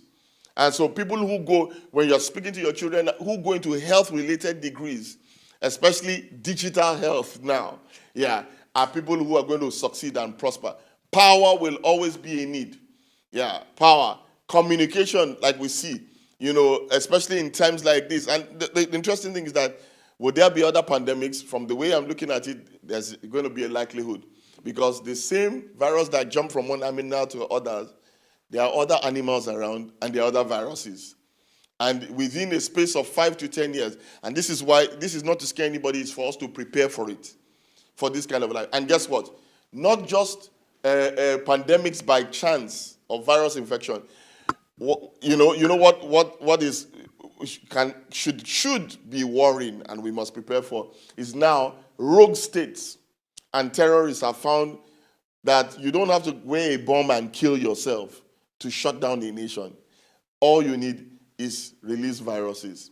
And so there will definitely be an increase of biological warfare and creation of this kind of thing. So what it is not to make us scared, but to prepare. To prepare. And this speaks of security. So security is very much needed. And when we say security, physical security and cyber security. Because not only do you have biological viruses, you also now have technology or cyber viruses. And then my last point is, what are the 3 things you need to do to succeed in this economy?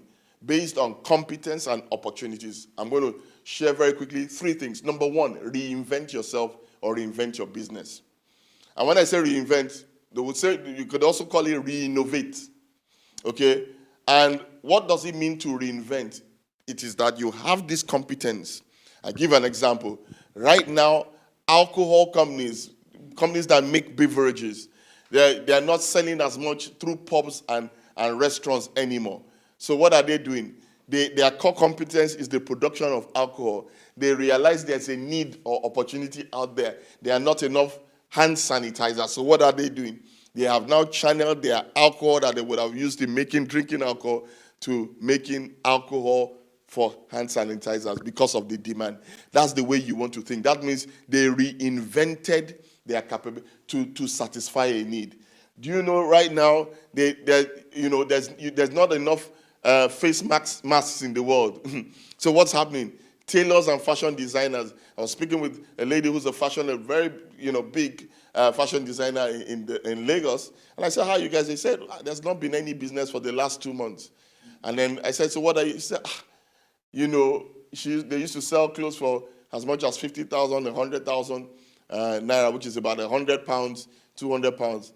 She said they haven't sold anything since because nobody's interested in fashion. But you know what they've now resorted to doing? Making face masks. And they have one as cheap as 500 naira, which is a pound, one for 1,000, and then the designer ones for 3,000 naira. What am I trying to say? That's what you call reinvention. Okay? And how do you reinvent? You reinvent based on your core competence. Yeah? To reinvent myself, I can't go beyond my skills or my abilities. I'm a medical doctor. I'm a media person, a design person. I'm also a communicator. And what does that mean? You see, I will show you later that you can reinvent, but it will cost you a lot. And so, what are the core competencies? So, Honda, the car, the organization Honda is into engines, and so by reason of they can reinvent from a car company to making motorbikes, and like many car companies have done, you can reinvent to create ventilators. Yeah, and that's the need at the moment. They can reinvent to make lawnmowers. Yeah, but they cannot reinvent to make mobile phones. Yeah, I mean, what I'm saying is reinvention has to do with something that is close to your abilities, or it will cost you a lot of money. Canon, on another note, their area of competence, research and development is in optics, imaging. So they are good at making cameras, copiers, and scanners. They can't make lawnmowers. If not, they will change their whole. So that's number 1, reinvent. And when we're talking about individuals and vocations, you cannot reinvent too much outside of the area of your competence. If you do, you will lose time and energy. Number two, in this post-pandemic economy, you have to learn to reskill. The people who will survive and succeed in this new economy are the people who will develop digital skills. And the people who will not make it are the people who have not upskilled. And so, just at this point in time, while you are home, make sure you are skilling up, upskilling.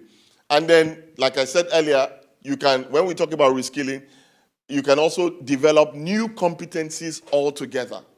What does that mean? But that's a lot of hard work and time and money and energy. I know a lady who, I graduated from university in the humanities, something like sociology, psychology. But you know what? She went back to university for 3 years to study pharmacy. You see, you can do that. And in this new economy that is tending towards health, that's a good place to go. But again, it takes time. It takes money. Okay? And then the last point is to reposition oneself. What does it mean to reposition? Repositioning, reinventing has to do with, your infrastructure, your competencies. Reskilling has to do with the development of or adding new learning, as it were. Reposition is a softer skill. It's about how you position yourself in the market. I end with these two examples. Blockbuster died. Died because it failed to reposition itself. Okay, so Netflix, as we know it, was not around and was not the dominant factor because Blockbuster was the go-to for movies, videos, and they dealt with brick and mortar. You had to go in and buy, rent a DVD. But you know what? Netflix came into the market. And they had a postal form of where you order the DVD, it's sent to you, you watch it and you send it back. But then they developed streaming. They entered the digital space early. And now they are smiling profitably all the way to the bank. And even before the pandemic, Blockbuster disappeared. Why? Because they failed to reposition. Like I said earlier, Tesco, online, Waitrose, all of those companies that went digital are the ones that became profitable. At Christmas, most people don't go out anymore. They do their shopping online. And what we're saying is that companies this is not about reinvention. This is not about reskilling. It's about repositioning the company. And I'm not talking about the brand. Repositioning the company from physical bricks and mortar sales to moving into the new space to take advantage. Many of us have heard about the story of companies that failed to reposition. In America, the American railway companies were the biggest transporters at the time. And then all of a sudden, with air travel, they failed to be able to position themselves as, if you ask them what kind of company are you, they will say they're a railway company.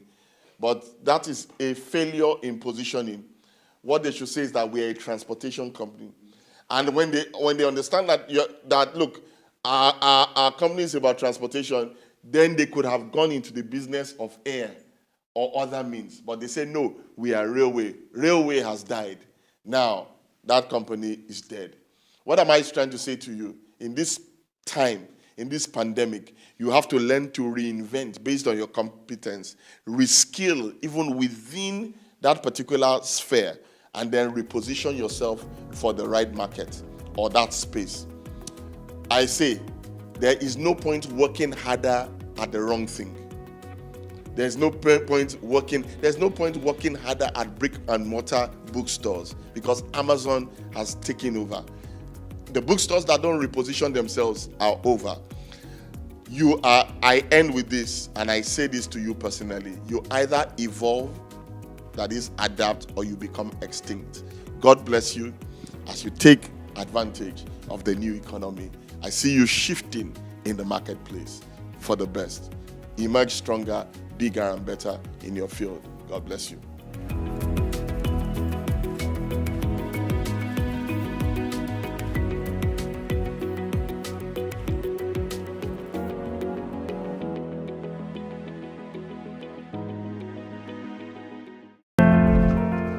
Find out how you can succeed at work after you survive the pandemic. Join us for the Marketplace Shift, Work Shift online conference. The ongoing global pandemic has brought the world as we know it to a standstill. Economies are ailing, governments are teetering, health services are stretched, and individuals are living in anxiety. Believe it or not, this too shall pass. But as we heard a senior UK government official say, it was easier to turn off the tap of the UK workplace than it will be to put it back on. To put perspective on this season, we need to apply the words in 1 Chronicles 12:32, which says, "The men of Issachar had an understanding of the times and knew what Israel ought to do." The question is, what will our work-life reality be post this global pandemic? Will jobs exist the way they were packaged pre-COVID-19? Will work patterns remain the same? Will lifestyle balance be affected? Will some of us really have the jobs to go back to? Will some industries that employ millions still be viable post the pandemic? With this in mind, we need to put on our spiritual and strategic thinking caps so that we are not caught off guard and that life does not just pass us by. WorkShift brings you commentary, advice and know-how from industry and field experts that will give you better perspective and a distinctive advantage in the marketplace as we approach the new norm. Keynote speakers are Lord Michael Hastings, Leke Alder, Tonye Cole, Balaji Balogun, and our host Dr. Shola Fola Alar-Day. Other field experts will cover the following sectors: oil and gas, finance and banking, telecoms, industry, media, energy and technology. Don't miss WorkShift from Tuesday the 5th to Thursday the 7th of May 2020, exclusively on the Liberty Church London's YouTube channel.